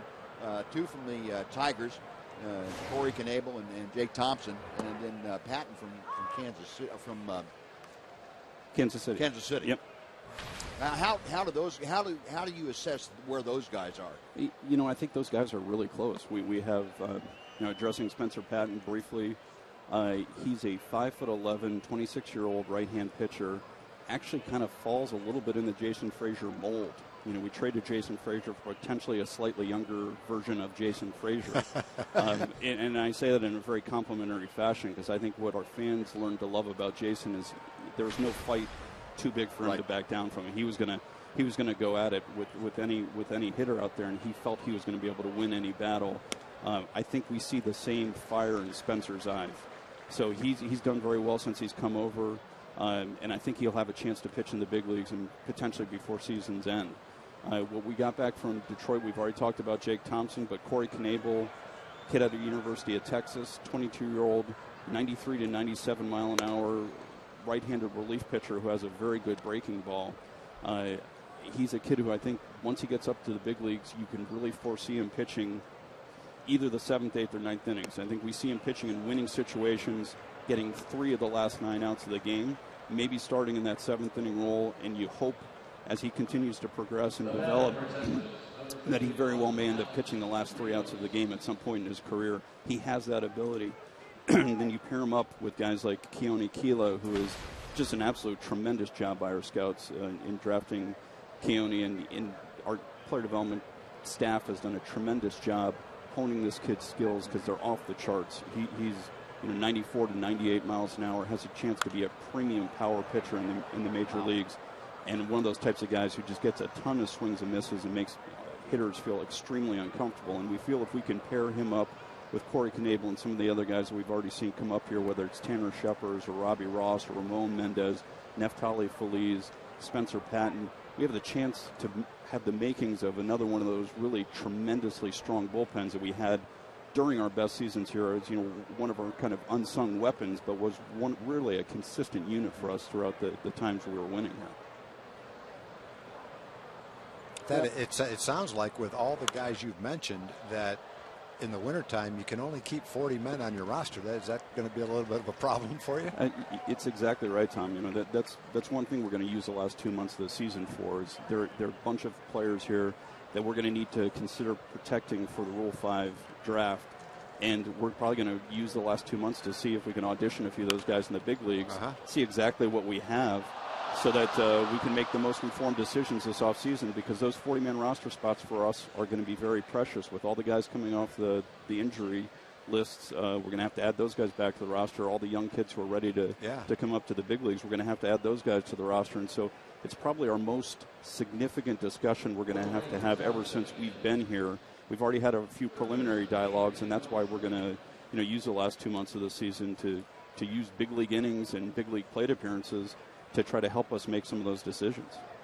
I'm going to send it down to Emily Jones. Emily Jones has a question for you. Well, and Thad, a little bit more to that end, when you look at the guys who suffered such catastrophic injuries this season with Martin Perez, Tanner Scheppers, how do you, Matt Harrison, how do you evaluate those guys, and how can you account for them going into next season?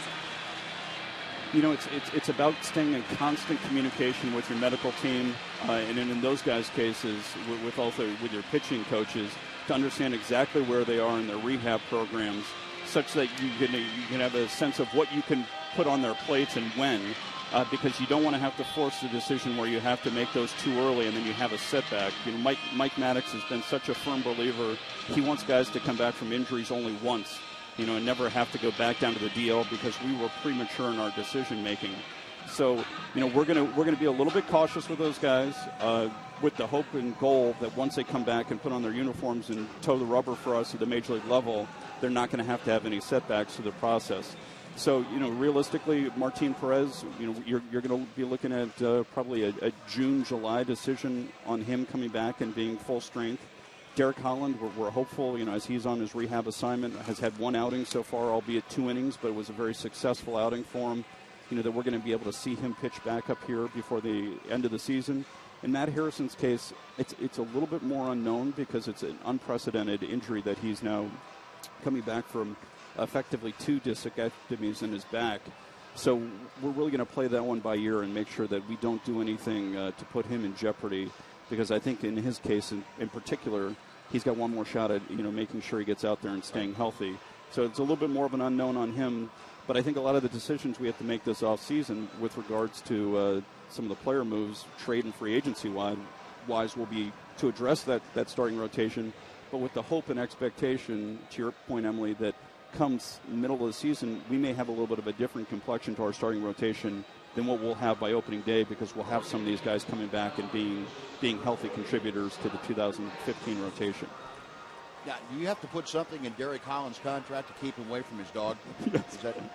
Yeah, it's sometimes those stories don't sound too believable, but then when well, it's Derek. Yeah, exactly. But then when you theorize about the possibility of Derek just having outsmarted everybody, then you think maybe that actually is true.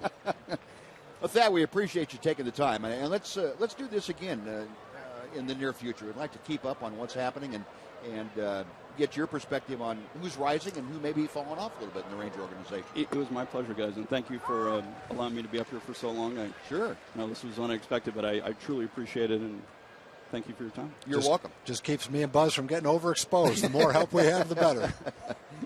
All right, Thad, thanks very much. Thad Levine, the assistant general manager for the Rangers, and an excellent job, as always, explaining the ins and outs of the Ranger organization. Rangers trying to make something happen. A couple of fortunate bounces in this inning. Rangers now have runners at second and third as Adrian Beltre bounces out to first, and a little slip and slide out there by Carlos Santana.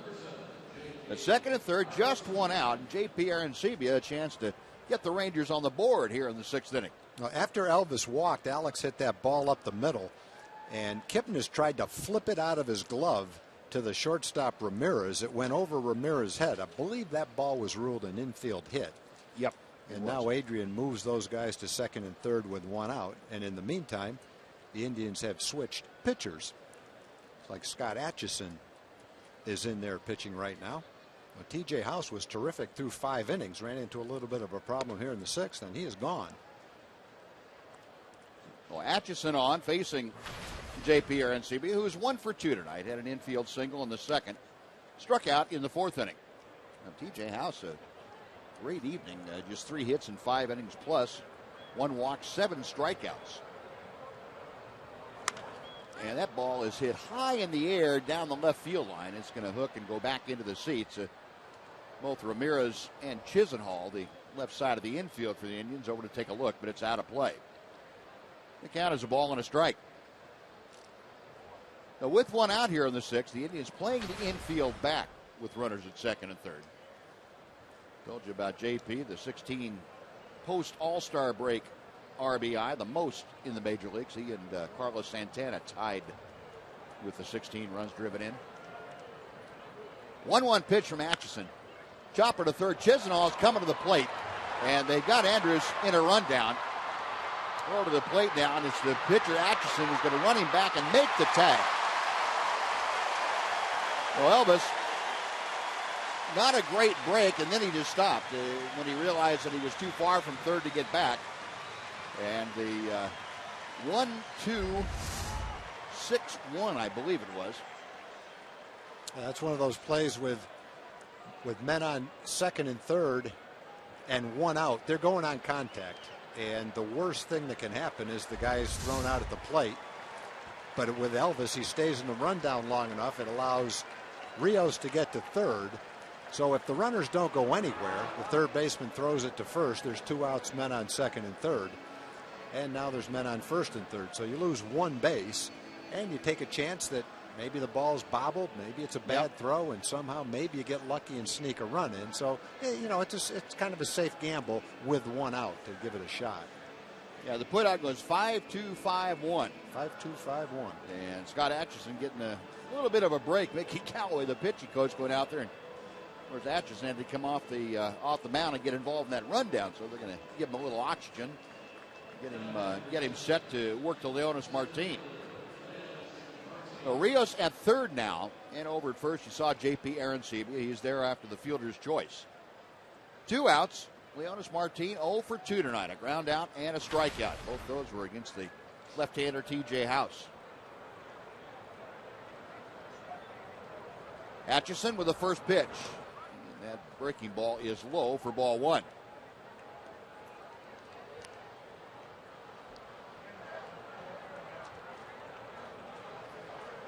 T.J. House, the starter, after 5 innings of work. Very credible performance tonight by the left-hander. Hard hit, but pulled foul by Leonis. He got a pitch up and yanked it foul. Atchison, of course, the Texas native, got away with a hanger. Yes, he did.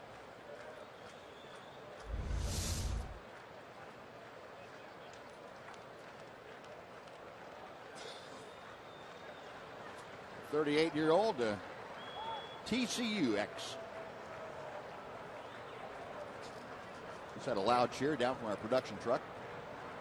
Eric Josephson yelling "Go Frogs" down there. Chopper foul, and Atchison now with the advantage in the count at a ball and 2 strikes. Scoreless ball game, and Leonis Martin trying to untie it.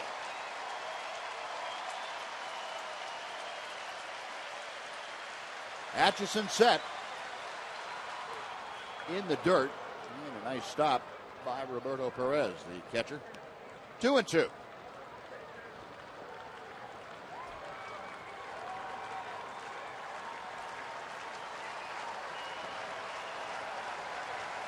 Infield and outfield pretty much straight away for Martin.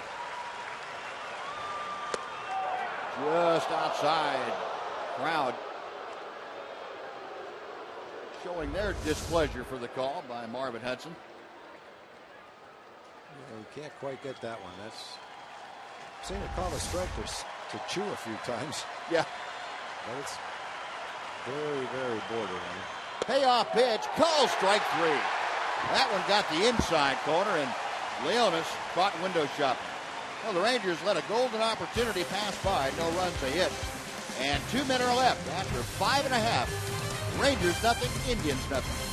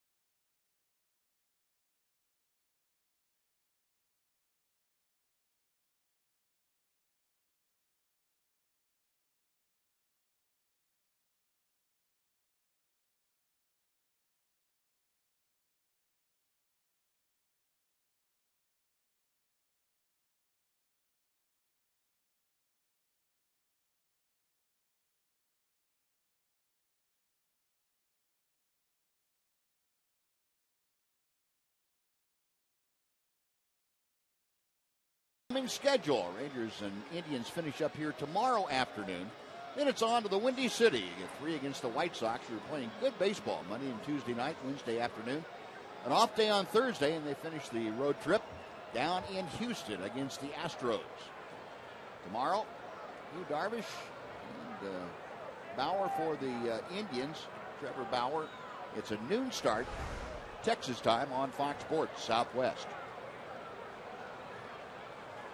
So the Rangers held off the scoreboard in the top of the sixth. Now Miles Michaelis going to work in the bottom of the sixth and drops in that slow breaking ball to Jason Kipnis for strike one.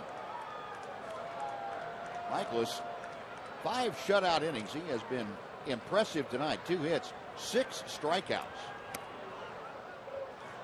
The right-hander missed just a little bit low. He wanted the appeal down to third, and he's not going to get one. You might be hard-pressed to find back-to-back outings more different than Miles Michaelis' 2 outings. You're right. You go back to the last outing, which I'll do in just a second. Should have had that ready. Against Oakland, 4 2/3, 7 hits, 4 walks, 7 earned runs.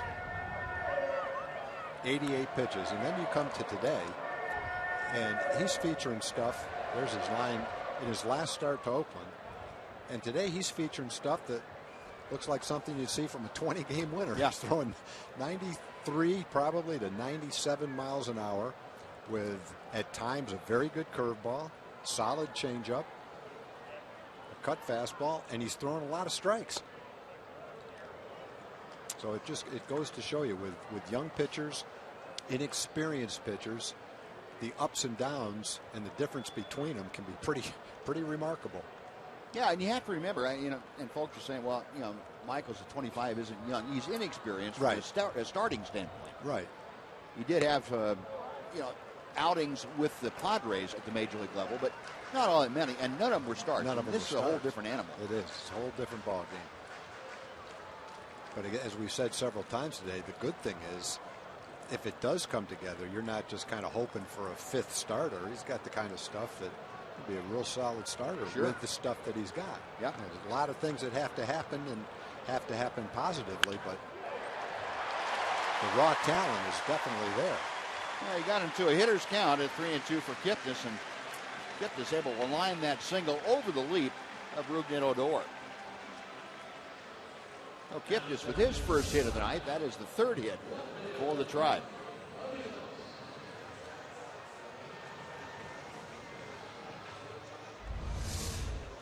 So 1 on, nobody out. Mike Aviles, the number 2 hitter up there, and we'll see if Terry Francona decides to play it conservatively and go with the bunt from Aviles.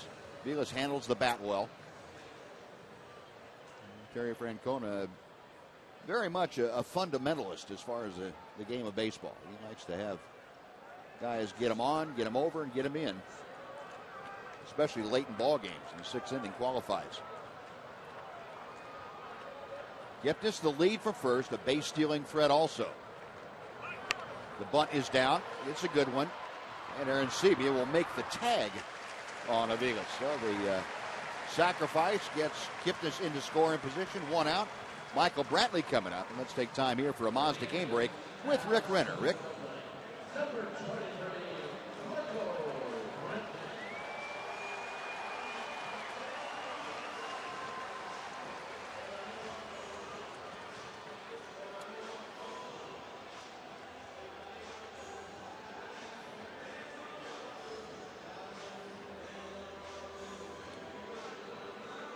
All right, Rick, thank you.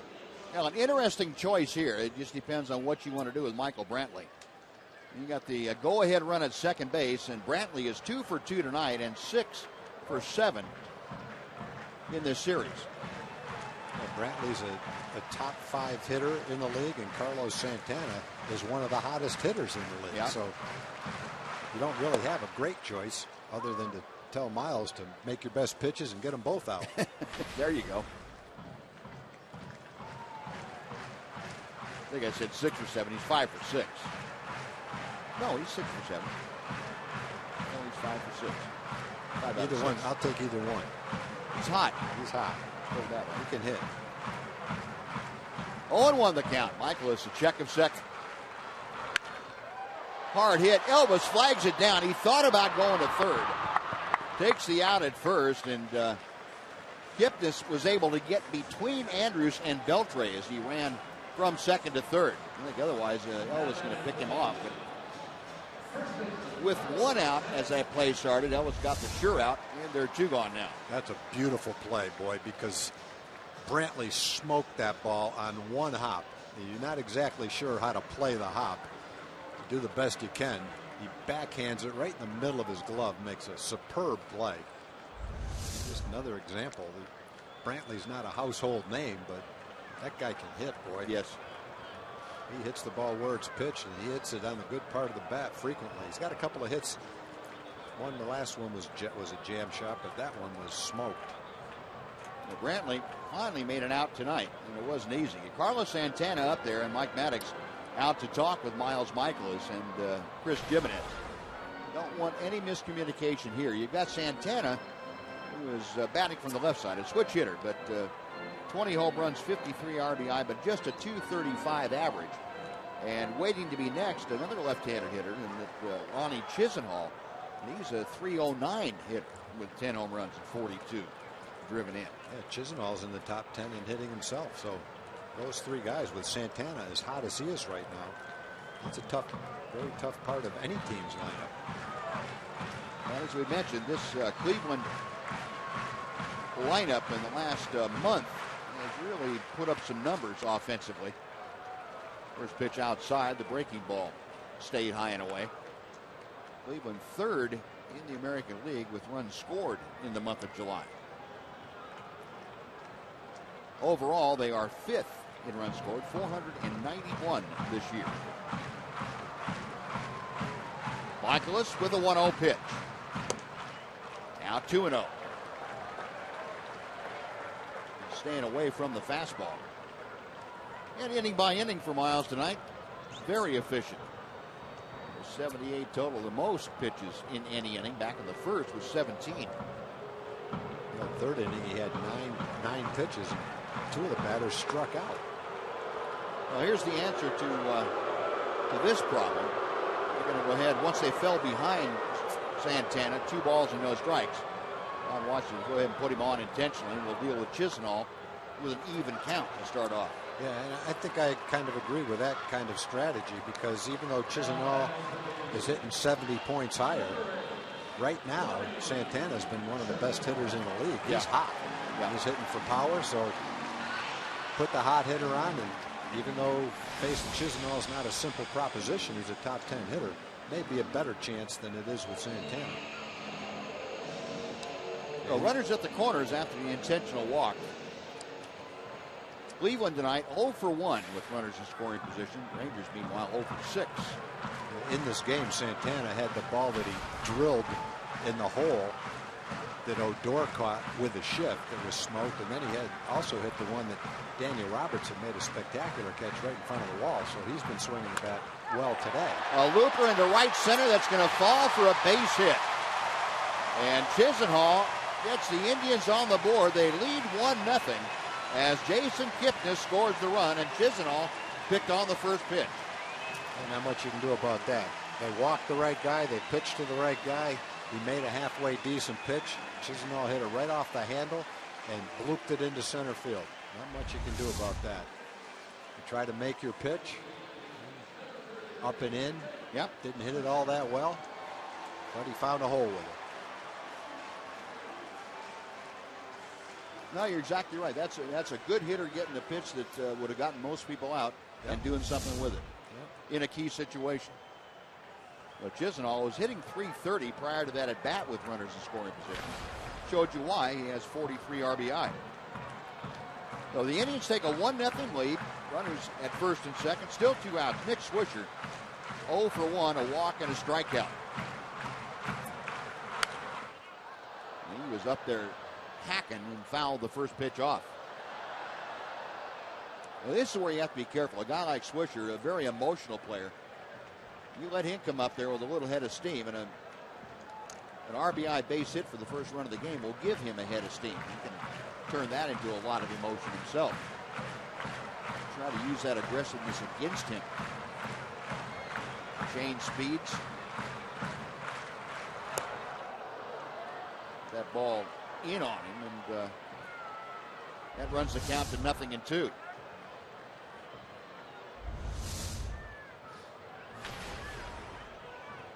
Santana at second, Chisenhall at first here in the 6th inning. Indians have taken a 1-0 lead on a couple of hits. Chisenhall in the foreground there with the RBI base hit. 0-2 the count to Nick Swisher. Miles Michaelis trying to limit the damage to a single run.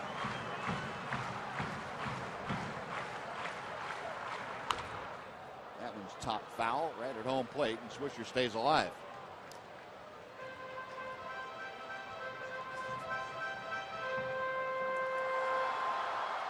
So the Indians for this evening, a run on 4 hits. Rangers no runs on 3 hits.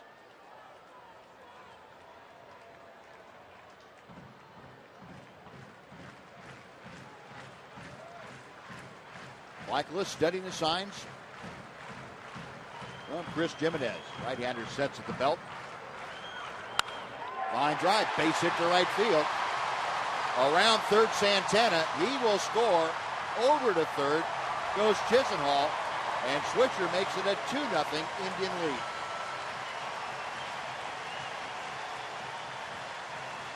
It looks like in almost every at-bat today, Swisher's been geared up to hit the fastball. Been out in front of the changeup. He's been out in front of the curveball. But he's been on the fastball, and he gets a high fastball and hits it pretty well into right field.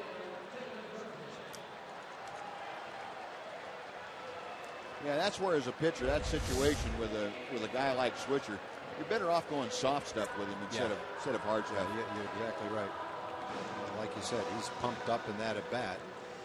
Got behind in the count, swinging at off-speed pitches. One of them way out of the strike zone.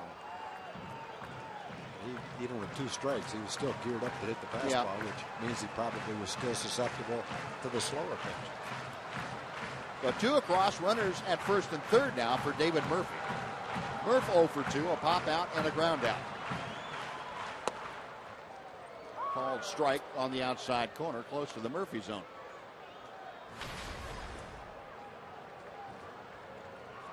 David at 258. Had a big RBI last night. Yeah, Murphy zone showing up. Murphy zone. It's working tonight. Keep it out there. Michaelis 0-1 pitch. Ground ball right at Odor. And Rugden will throw on to first. That'll do it, but Indians come up with 2 runs on 3 hits. They lead 2 after 6. It's now Cleveland 2 and Texas 0.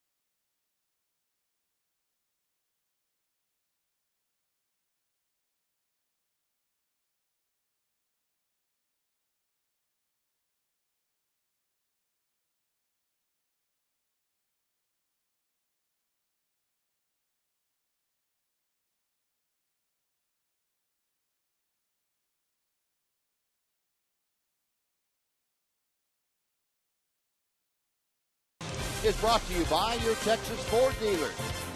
The Ford Summer Spectacular Sales Event, now playing at a Ford dealer near you. your four-game summary tonight. Indians, the first team to break through. They get a couple of runs on 3 hits in that 6th inning. Miles Michaelis, just 2 walks in 6 innings, one of them intentional. A career-high 6 strikeouts. Meanwhile, in that 6th inning, the Indians had RBI singles from Lonnie Chisenhall and Nick Swisher. Chris Jimenez to start things off here in the 7th for the Rangers. Scott Atchison back to the hill. Atchison came on to get the final 3 outs of the 6th in a key situation. Yeah, he did a pretty nice job of relief pitching. 1st and 2nd, nobody out.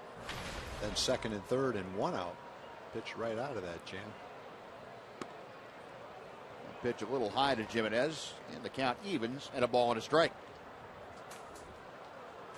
Jimenez tonight has struck out and grounded out. Ryan Shaw and Nick Hagenin in the Cleveland bullpen. And the Cleveland bullpen has really done a great job this year. They have been a strong point of the Indians. Tried Penn 3rd in ERA in the American League. And Jimenez pops it up. Kipnis backing out. David Murphy coming on. And he calls off Kipnis to make the grab.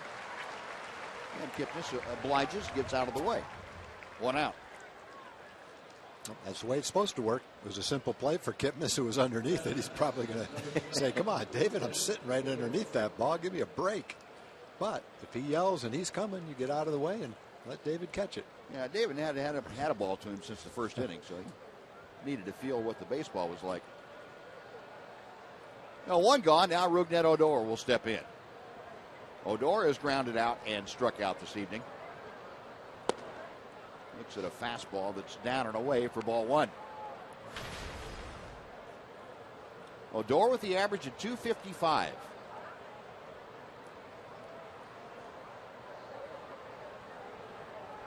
Atchison back to him. 1-1.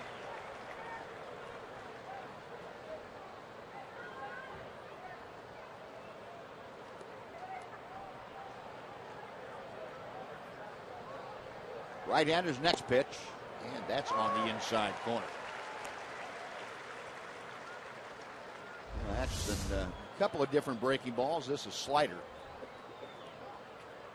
Tough pitch, but a good pitch. Chevy pitch tracker showing you that right there on the corner. Ramirez, quick throw, and Odor is retired. 2 gone.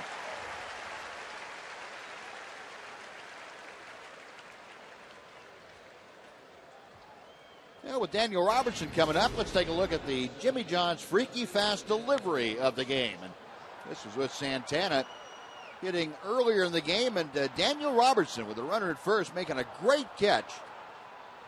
Freaky fast delivery going into the padding and coming back out. Jimmy John showing you that outstanding defensive effort by Daniel Robertson. Robertson up there now with the bases empty, 2 away in the 7th.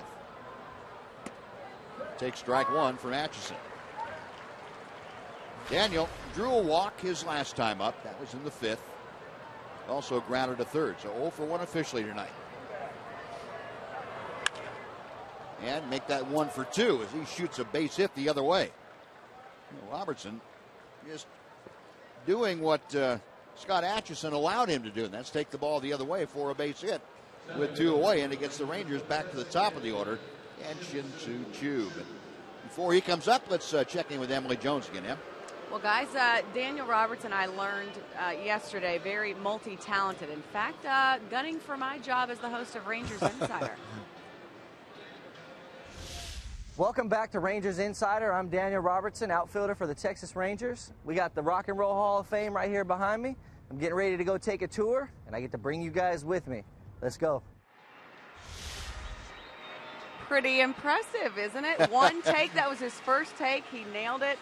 We had a great time at the Rock and Roll Hall of Fame. I had never been, neither had Daniel, so he took us along. We got a tour, and we'll have that in next week's installment of Rangers Insider. You'll definitely want to check out Daniel's fine work in front of the camera.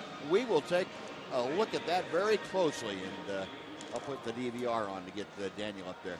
Well, pitching change underway. Nick Hagenin coming in. We'll take a timeout. We're back after this on Fox Sports Southwest.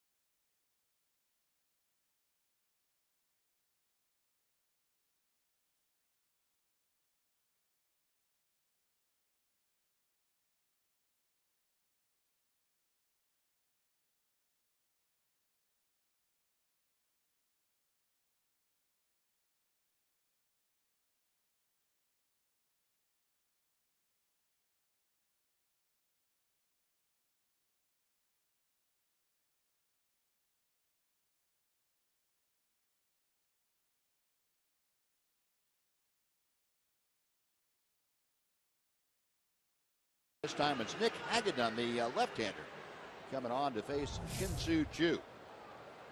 Numbers for Nick Hagedorn. This will be his 15th ball game. Numbers look pretty good. Good strikeout to walk ratio. Coming in to face Shin-Soo Choo. He was trying to get a little something going. Two-out rally. 0 for 3 tonight. There's Robertson at first, and Daniel making a couple of bluff moves, see if he could rattle Hagedorn. First pitch inside for ball 1. Choo has struck out twice and reached on an error.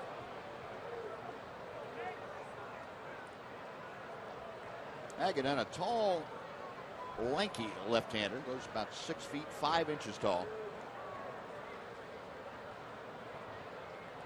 Left-hander, a long look at first, and comes back with a strike to even the count. Hagedorn came over from the Red Sox organization along with Justin Masterson and Brian Price in the deal that sent Victor Martinez to Boston. That was back in the trading deadline of 2009.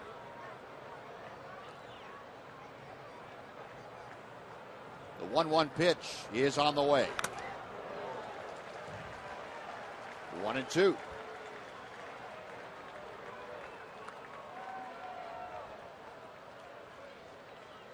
Shin-Soo out having a little discussion with himself.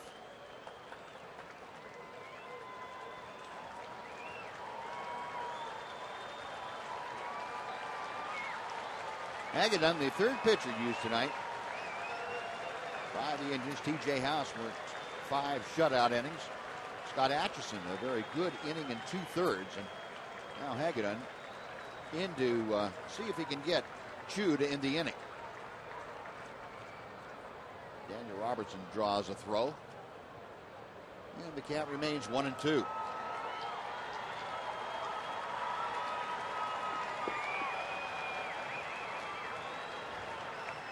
Choo playing in just his 4th game in this ballpark as a visitor. Breaking ball, got him swinging. Well, the lefty-lefty matchup this time favors Nick Hagedorn. The Rangers are gone, no runs to hit, 1 left. Time for the stretch, 2-0 Indians.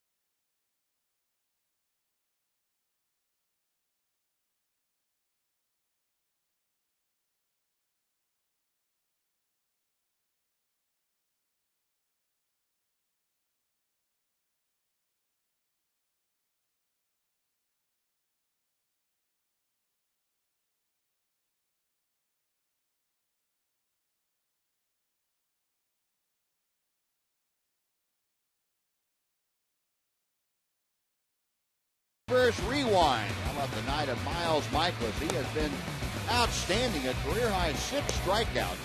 The Indians have seen as good a Miles Michaelis as we have seen this year. It took him until the 6th inning, able to put together 3 hits in the inning for a couple of runs. And Michaelis back out for the bottom of the 7th, trailing 2-0.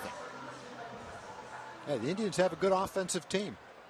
He almost got out of that jam. Chisenhall blooped that ball in. Swisher got a base hit, so they scored a couple off him in the 6th. He's been throwing the ball very well. Hopefully have a nice strong 7th inning right here. Jose Ramirez, the shortstop, leading things off. And the slow breaking ball hangs high and outside for ball 1. Ramirez has struck out and flied to center field tonight. Switch hitter up there from the left side, just a 21-year-old. Season average, as you can see, at 180.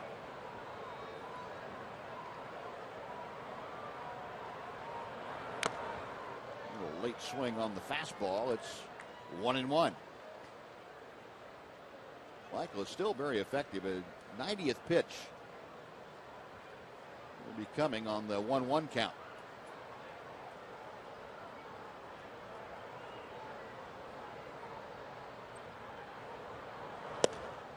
One and two.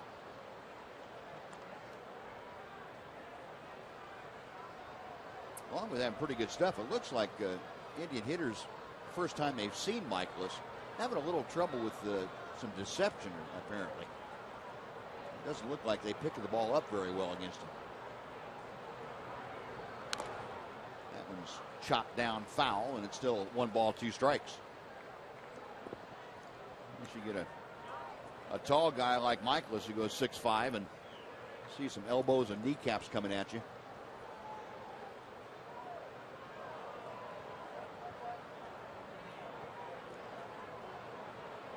Always working from the stretch. Goes back to his majority of his professional career as a reliever. Worm burner out to Elvis at short. 1 gone. Time now for a Mazda game break. Once again, here's Rick Renner.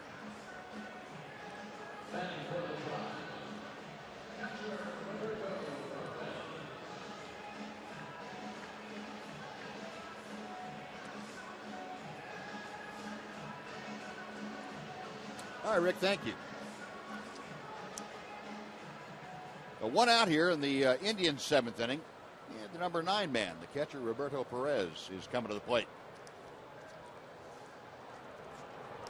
Michaelis has had the upper hand with Perez tonight. A pair of strikeouts.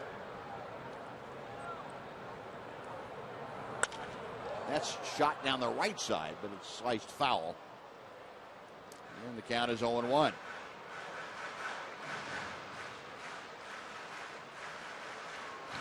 Somebody lost their glasses. There you go.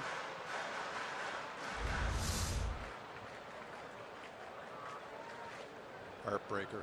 Yeah. Or finger breaker. Yep. Simple play with a glove.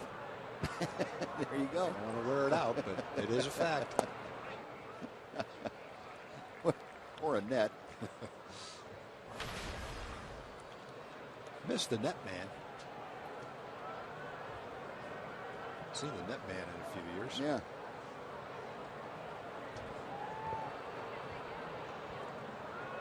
Michaelis okays the side after shaking one off. Good slider. Yep, right on the outside corner. It's 1-2. 28,285 on hand here tonight. And a lot of fans came out to watch the unveiling of the statue dedicated to Jim Thome prior to the ballgame. Thome announcing his retirement, retiring as an Indian. Up the middle, Odor has time to set himself. A strong throw gets Perez. That's out number 2. Prior to the ballgame, Thome's statue was unveiled, and he signed the 1-day contract that made him an Indian for life.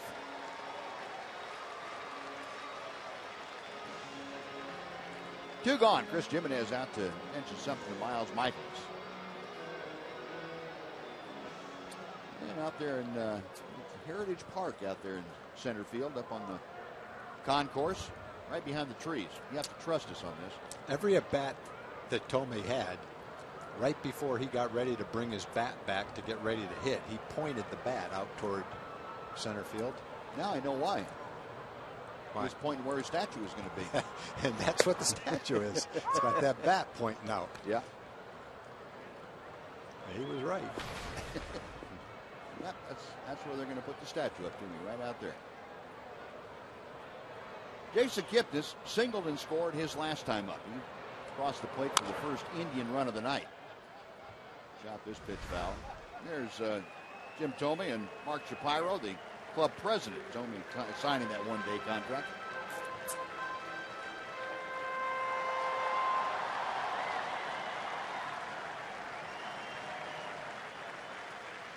Wonder what the salary was for one day. I don't know what they would. Maybe probably minimum salary. Well, I did hear that Tome's agent was here and negotiated it before he was willing to sign it. 0-2 pitch now to Kipnis. And another chop foul.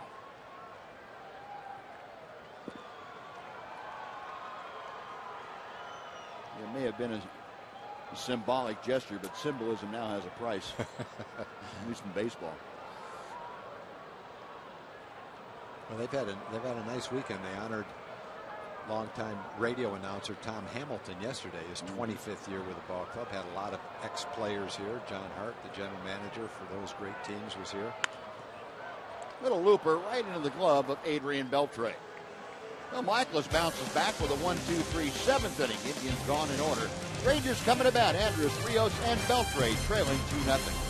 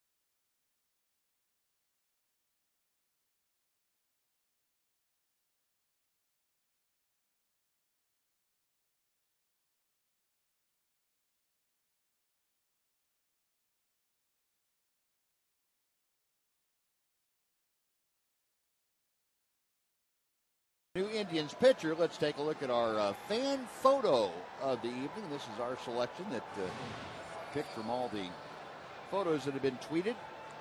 And if you'd like to tweet your photo, here's a nice one from LT. Thank you, LT. That's a great picture. Ranger gear being evidenced there. All right. Tweet your photo. It's simply hashtag Southwest Fan Photo. And we'll pick a different photo to be aired each night that we have a game on Fox Sports Southwest. Well, the Rangers come to bat in the 8th inning, and Brian Shaw has come on to take over for the Indians. It's another hard-throwing reliever from the Indians bullpen, having a nice season. 2.94 ERA, 2.31 opponent's batting average. Scott Atchison came in and got out of a jam. He's been having a terrific year. A lot of guys out in that bullpen are having solid seasons, and Shaw's another one. Yep. Brian Shaw, part of that three-team trade after the 2012 season. Arizona and Cincinnati. That was a trade that sent Shin-Soo Choo as part of it over to the Reds for 1 year in 2013. Also brought the Indians tomorrow's starter, Trevor Bauer, along with Brian Shaw, Matt Albers. Elvis 1 for 2 tonight. He singled in the 3rd inning, drew a walk in the 6th inning. And off the end of the bat, a 3-hopper out to Jason Kipnis, one gone. As we told you, this Indian bullpen has been extremely effective all year long. It's been the strength of certainly the pitching staff. Indians bullpen at a 2.91 ERA coming into play here tonight. That's third lowest in the American League and fifth lowest in the majors. But you go back a shorter span into the end of June, they have had an ERA below 2. And Alex Rios takes the strike.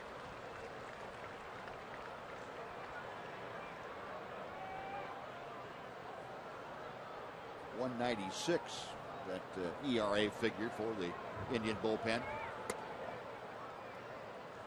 Shaw, kind of a herky-jerky recoil motion, and he missed high. It's 1 ball, 1 strike. Ryan Shaw, 26-year-old, appeared in 70 ball games last year for the Tribe. 7-3 with a 3.24. Foul back. Alex now down in a hole at 1-2.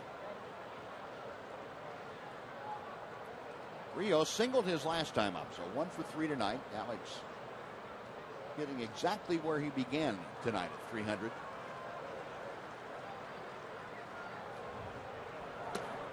Outside, 2 balls, 2 strikes.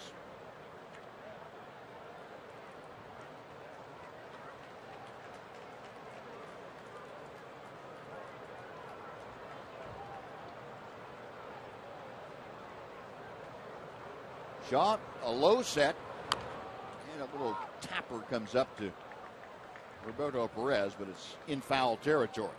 Well, we'll try it again.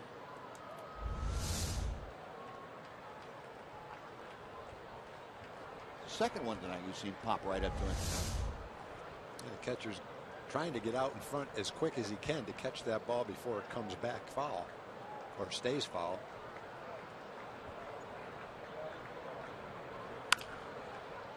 And a 2-hopper out to Ramirez at short. 2 gone. So Shaw gets a couple of ground balls from Andrews and Rios. Now we'll deal with Adrian Beltre with the bases empty. Not a lot of rallies for the Rangers in this ball game. They did have a man on second and no outs. And they had first and second, no outs, second and third, and 1 out. That was back in the 6th inning. Other than that, there's been a lot of pretty easy innings for the Indians pitchers. The Rangers so far have been shut out on just 4 hits tonight.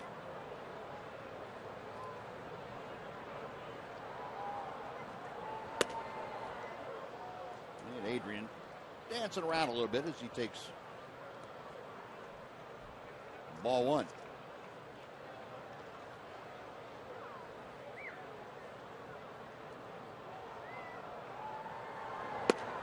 Check swing, and that came in anyway. Adrian asking for the appeal, but Robert Hudson didn't think he needed it. A ball and a strike.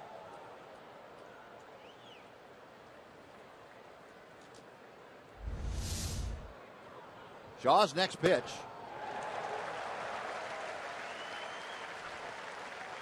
One and two now.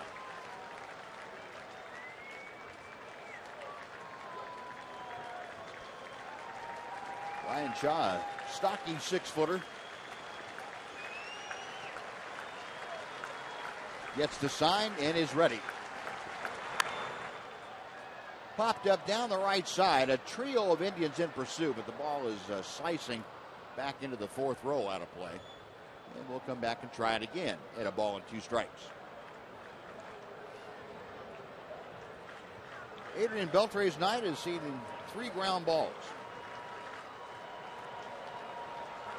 2 to second and 1 to first.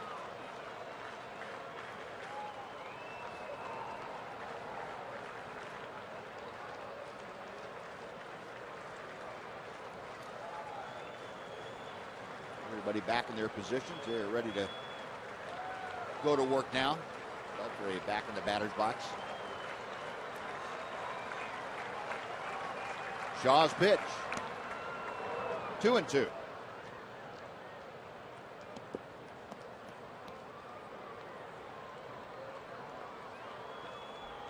And tomorrow afternoon, Rangers and Indians wrap this up. Will there be a rubber game, or will the Rangers be trying to salvage a game out of this 3-game set? Yu Darvish on the hill for the Rangers. Trevor Bauer goes for the Indians. Beltre now with a 3-2 count, trying to get aboard with 2 outs. If he's able to extend the inning, J.P. Aronstevia would hit next.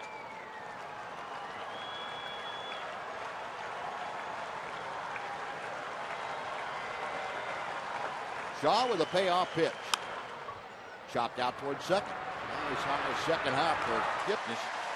And 3 ground balls for Brian Shaw. The Rangers are gone in order after 7.5. The Indians 2 and the Rangers nothing.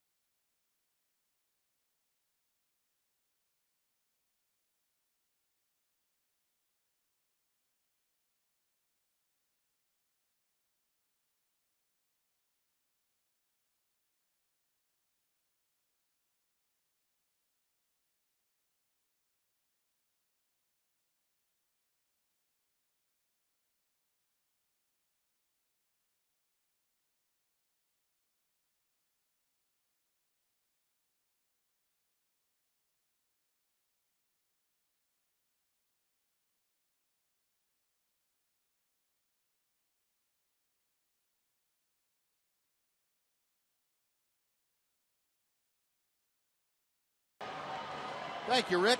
Now we head to the bottom of the 8th inning. The Indians on top 2-0. And Miles Michaelis' night has come to a close after 7 innings of work. Roman Mendez has come out of the Ranger bullpen to take over.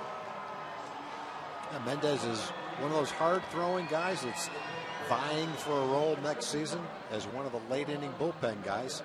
He's got a great arm, makings of a changeup. And he's been throwing the ball pretty well. He's had one outing where he really didn't command the ball very well, but for the most part, he's been tough to hit. Kind of up to the challenge that he's had. Mendez here in the 8th will face Mike Aviles to start things off. Aviles to be followed by Brantley and Santana. Indians 2 runs on 5 hits. The Rangers no runs on 4 hits. Aviles, a sacrifice bunt his last time up. He takes a strike. Aviles 0 for 2 this evening. Last time out, Roman Mendez has snapped a streak of 8 consecutive scoreless outings to start his career. Gave up a couple of runs in 1 inning of work to the Yankees. Had 2 walks. That's what Tom was telling you about. The command wasn't as sharp as it had been. But he's come back out here against Aviles and gotten ahead 0-2 with a little help. Pitches on the inside part.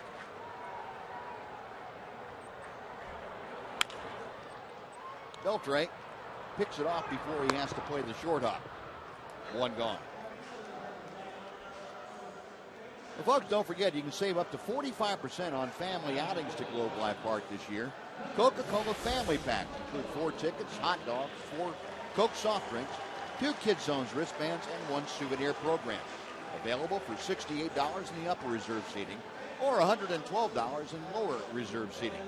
Get yours at TexasRangers.com/specials, or you can call 972-RANGERS.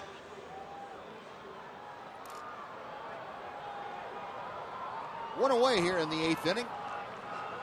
Michael Brantley, 2 for 3 with a pair of singles, steps in.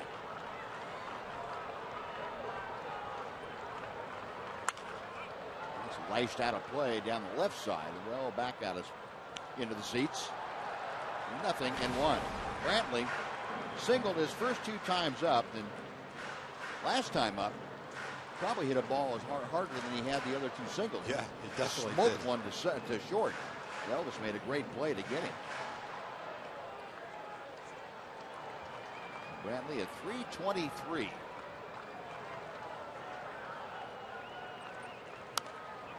Out of play. And Mendez with the 0-2 advantage in the count.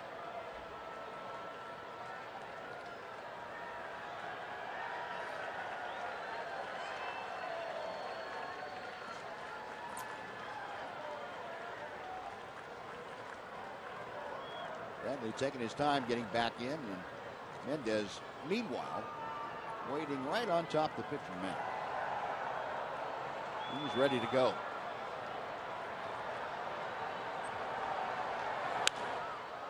In the air to center.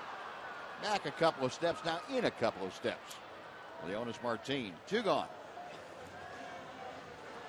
Well, Mendez 2 quick outs. Now he will deal with Carlos Santana.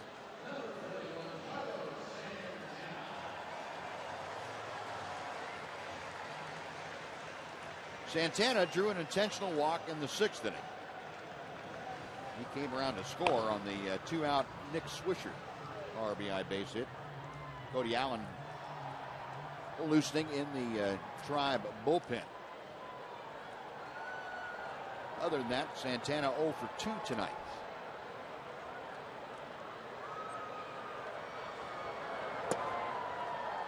Breaking ball down and in. It was 1-0.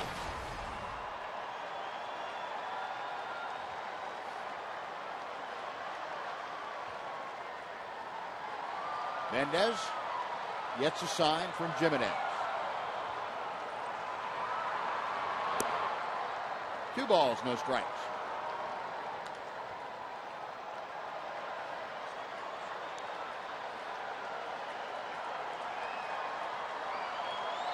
Now with the count gone to 2-0, Rangers going to a little more drastic overshift. The left-hand hitting Santana. Odor out into shallow right field now. And the pitch inside, 3-0.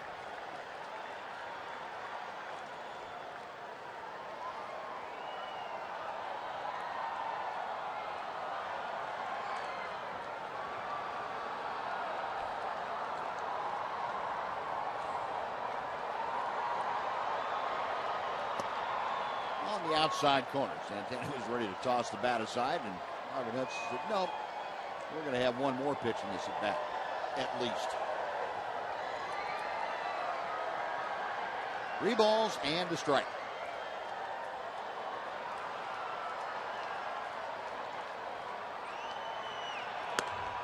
That's ball 4. Second walk of the night for Santana. 77 for the year. He was aboard with 2 outs and will bring up Lonnie Chisenhall. You don't see many guys hitting .235 who are in the top 10 in the league in on-base percentage. Yeah. He had a couple more walks tonight. He had 2 last night. His on-base percentage is probably right at .375, and he's a .235 hitter. You know, the one guy that stands out in my mind that used to do that too is the guy they honored tonight, Jim Thome. Thome, he got a lot of walks for sure. Especially later on in his career, his average was down and always up there in on-base percentage. Pitch pulled foul by Chisenhall. And I guess the guy we're going to see starting on Monday, Adam Dunn, would probably be in that category. Yeah, I don't know if Dunn could get his up to .375, but no, it's a lot higher than his batting average. I got one for you. The player who hasn't been doubled up this year with the most at-bats is Leonis Martin. He's been up, 350 times. He's not hit into a double play. Really? The guy who's second to him with the most at-bats without hitting into a double play, Adam Dunn. Is that right? Well, Santana taking advantage of the fact that Chris Jimenez couldn't locate the ball. It got by him all the way to the backstop. and he had no idea where it went, so Santana just kept on going. A two-base wild pitch. That's a bad feeling. The ball went so high in the air, he looked down for the ball, and it was still way up in the air. Then he turned away, and then he finally sees it. By the time Chris located it, Santana went to third. Well, it's a two-base wild pitch, but no problem if you get Chisenhall. Yep. Got 2 outs. 1 ball and 1 strike.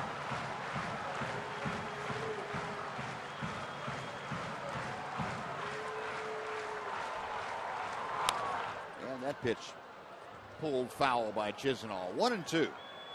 Chisenhall had an RBI single, driving in the first run of the night in the 6th inning. This is his 43rd run driven in.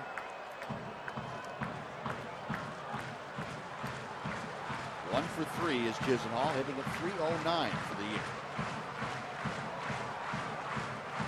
Mendez shaking off one sign.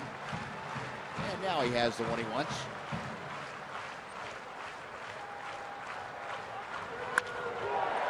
Right center field in a hurry, Leonis Martin. And that ball is knuckling on him a bit. And Leonis able to capture it. No runs, no hits. The Walker left stranded. We're going to the ninth. Aaron Sebia, Martin, and Jimenez. Rangers down by 2.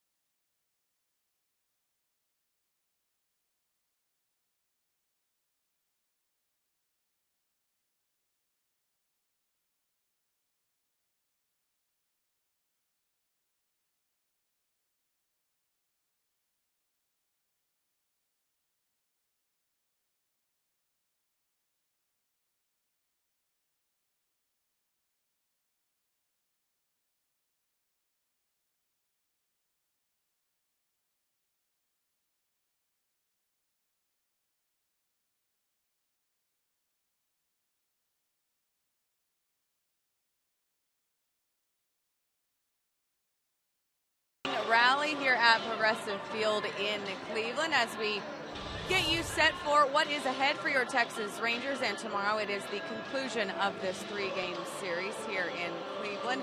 A 1 o'clock start, or a noon start, I guess I should say, at home. Yu Darvish gets the ball for the Texas Rangers. And the Rangers hopefully will be going for a series win if they are able to come back here tonight. And I am forever optimistic, fellas. All right, Em. Yeah, we are too. I believe that's going to happen. They're going to have to do it against the closer, though, for the Cleveland Indians, and that's Cody Allen. Cody Allen's gotten the opportunity to close, and boy, has he run with it. 13 out of 14, but the numbers that go along with it are pretty impressive. An ERA below 2 and 60 strikeouts in 45 innings.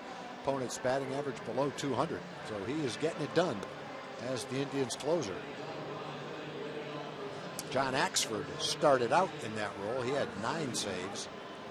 And then he gave way to Cody Allen. A few other guys have saves, but Cody Allen's the man right now. Cody Allen, just a 25-year-old. He's a Floridian. He was the Indians' 23rd round pick in the 2011 draft. 698th pick overall. I think when you pick someone that low, you don't expect to have a frontline closer. But that's what he's developed into. That's what development's about. Last year, Cody Allen worked in 77 ball games, and not as the closer. He had 2 saves, but he was 6-1 with a 243. This year, he has developed into that closer. Here's J.P. Arancibia. And the first pitch to J.P. is high and away for ball 1. JP tonight, an infield single, a strikeout, and a fielder's choice ground out. Ball 2 is high. Cody Allen, pretty basic. He has a fastball and he has a curveball. And he throws both of them pretty hard. It's a power curveball, and you have seen his power fastball. And JP Arencibia got a real close look at that power fastball. 3 balls, no strikes. He's had a bunch of pitches thrown up in that area recently. Wow, that's scary. 2-0. You don't expect that. Right.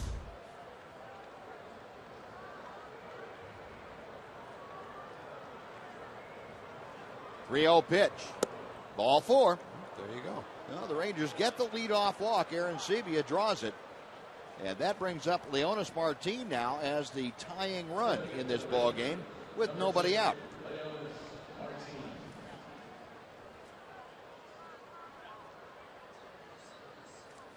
Cody Allen, who really has not had control problems in his career, losing JP Arencibia, and Adam Rosales is going to come in as a pinch runner for Arencibia at first base. The first pitch is high for ball 1 to Martin.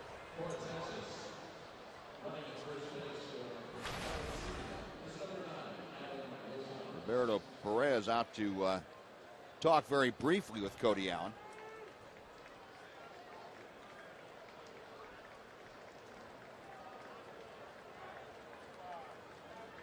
Leonis, a couple of strikeouts and a ground out tonight. 0 for 3.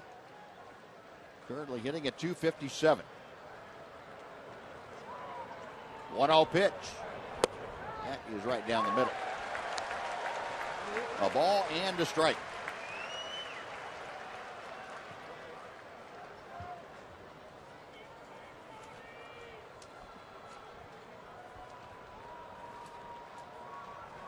Allen peering in for the signs, and Leonis Martin waiting.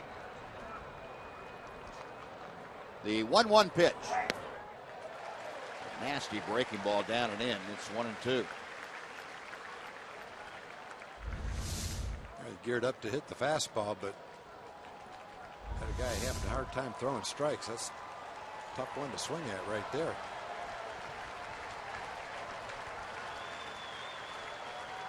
Making your mind up a little too soon. That's what it looked like. I'm getting a fastball and I'm going to rip it somewhere. It works if you get the fastball. Yeah. I think as you look at Leonis right now, I think the one thing that stands out is the lack of discipline at the plate. The inability to lay off that type of a pitch, work the count. Something that's still eluding him right now. Tried that fastball inside, backed him off the plate, and it's 2-2.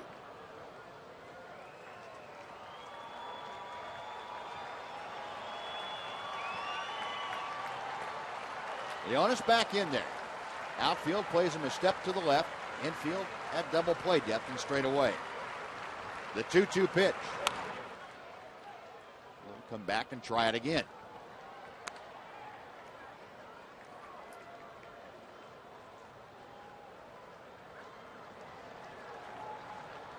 Leonis with 5 home runs and 29 driven in this year.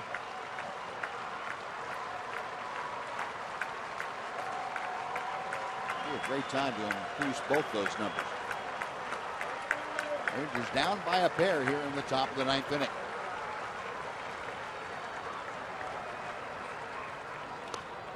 Couldn't get him to off with that breaking ball. Well, that's good. He's seen it once and swung at it. That time he was able to take it. Nice job by Perez to smother that ball and keep it at home plate. So the count is full.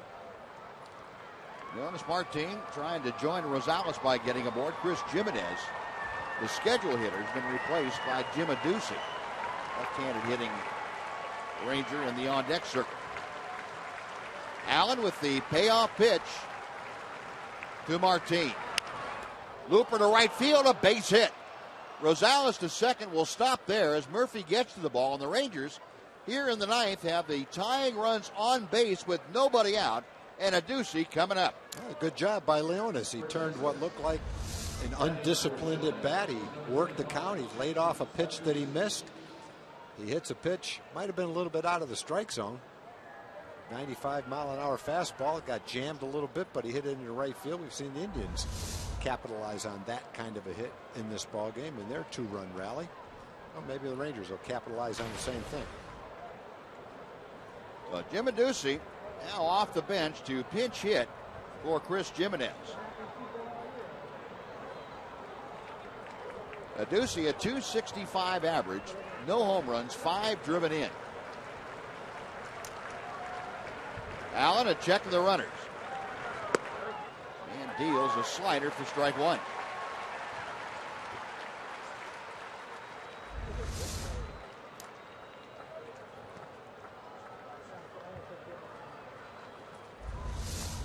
The very top of the strike zone.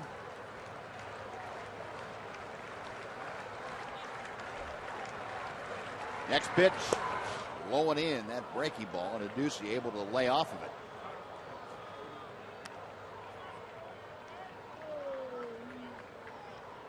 Terry Francona's club trying to close out their second straight over the Rangers. Rangers not going quietly. They have the tying runs aboard here in the ninth inning with nobody out. 1 ball and 1 strike to Jim Adduci. Very high. It's 2-1. Allen's really struggling with his command right now. It's kind of a helpless feeling when your closer's out there struggling because there's no one to back him up. He's the last line of defense. The Ranger pinch hitters have not had a good time lately. They're just 1 for 12. Adduci can make everybody forget about that. He takes a strike to even the count. Jim didn't think so. Kind of disgustedly turns away from home plate. Great pitch. Tough hitter's pitch, but you got another one left. 2-2 with nobody out and 2 aboard. Allen sets. Foul back. Boy, Adduci right on that fastball. You know, Ranger fans know what a good fastball hitter Adduci is. That one just moving away from him enough to not allow him to make solid contact. Rosales at second. Leonis Martin at first. Cody Allen now steps off and he wants to have a chat with Roberto Perez. That might be a case of the hitter's last swing having more of an impact on the pitcher than it did on the catcher. Yeah. Terry Francona. It's having an impact on Terry Francona's nerves. I know that. Pounding that gum, boy. Yeah. Now Allen sets again. Breaking ball, and Adduci able to stay alive. Got a piece of that.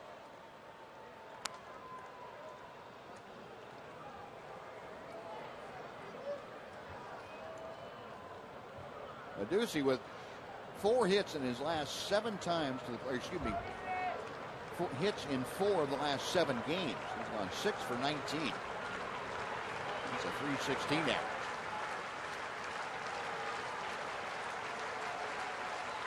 Perez flashed out the series of signs, and Cody Allen says, okay.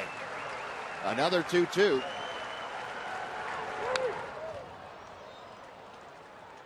Pretty good matchup right here. Yeah, he's firing it up there, 96 miles an hour.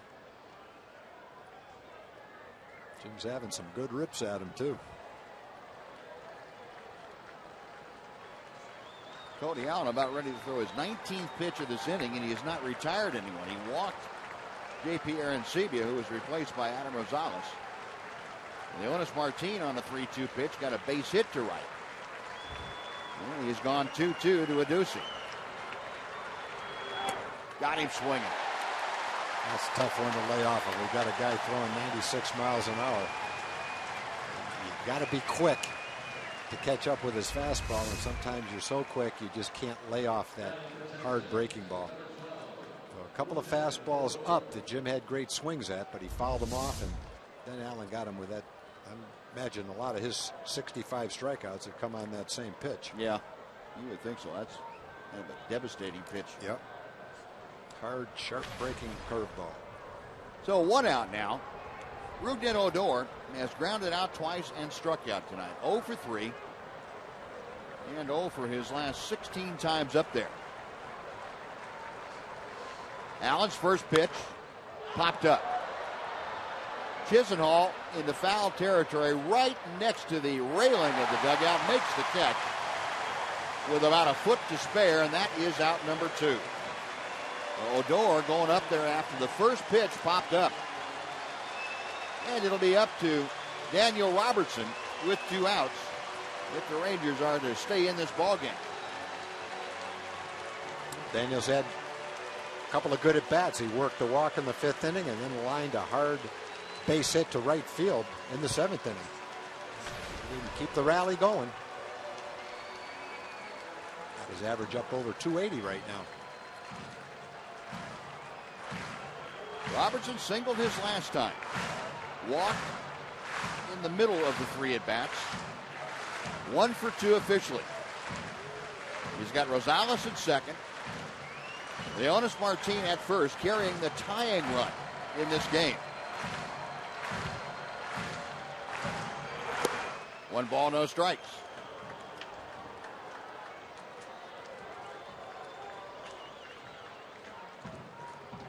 Daniel with 10 RBI this year.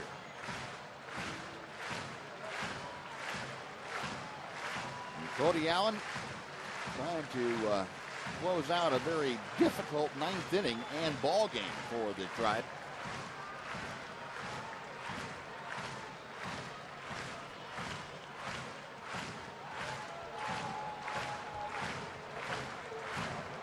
Much of this crowd of just over 28,000 standing and clapping rhythmically to the drum beat. Foul back. 1-1. Well,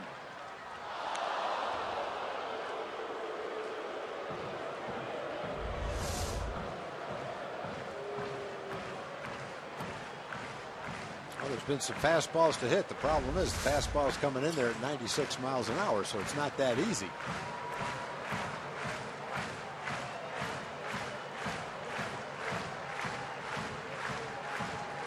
Robertson back in. Cody Allen looking in for the sign. Right-hander has it. A check of the runners. Topper foul, and the count goes to 1-2.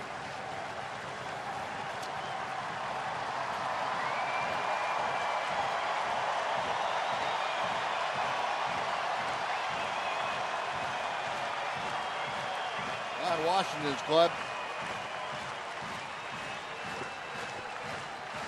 just 1-4 against the Cleveland Indians this year. This is the club they dominated until last year.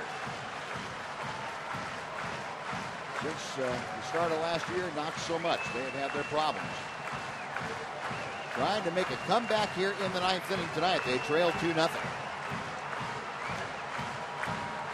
Cody Allen is ready to work for the 1-2 pitch. Fastball called strike 3. Robertson frozen at home plate. Cody Allen got the fastball on the outside corner. Marvin Hudson rang up the 3rd strike. And the Indians have closed out the Rangers here tonight. The final 2-0. The Indians now have taken the first 2 games of this 3-game series. The Rangers will have to rely on Yu Darvish tomorrow to salvage one of them. Fastball right on the bottom of the strike zone. Not much you can do about that. If I'm the hitter, I'm thinking that's a ball too, but it caught the barely caught the lowest part of the strike zone, the most outside part of the strike zone, and that call went to the pitcher. Well, last night the Indians put 12 on the board. Tonight they put 2 on the board. And the result is the same, in that the Rangers go down to defeat. Rangers losing tonight by a final of 2-0. We will come back to Progressive Field to wrap things up right after this on Fox Sports Southwest.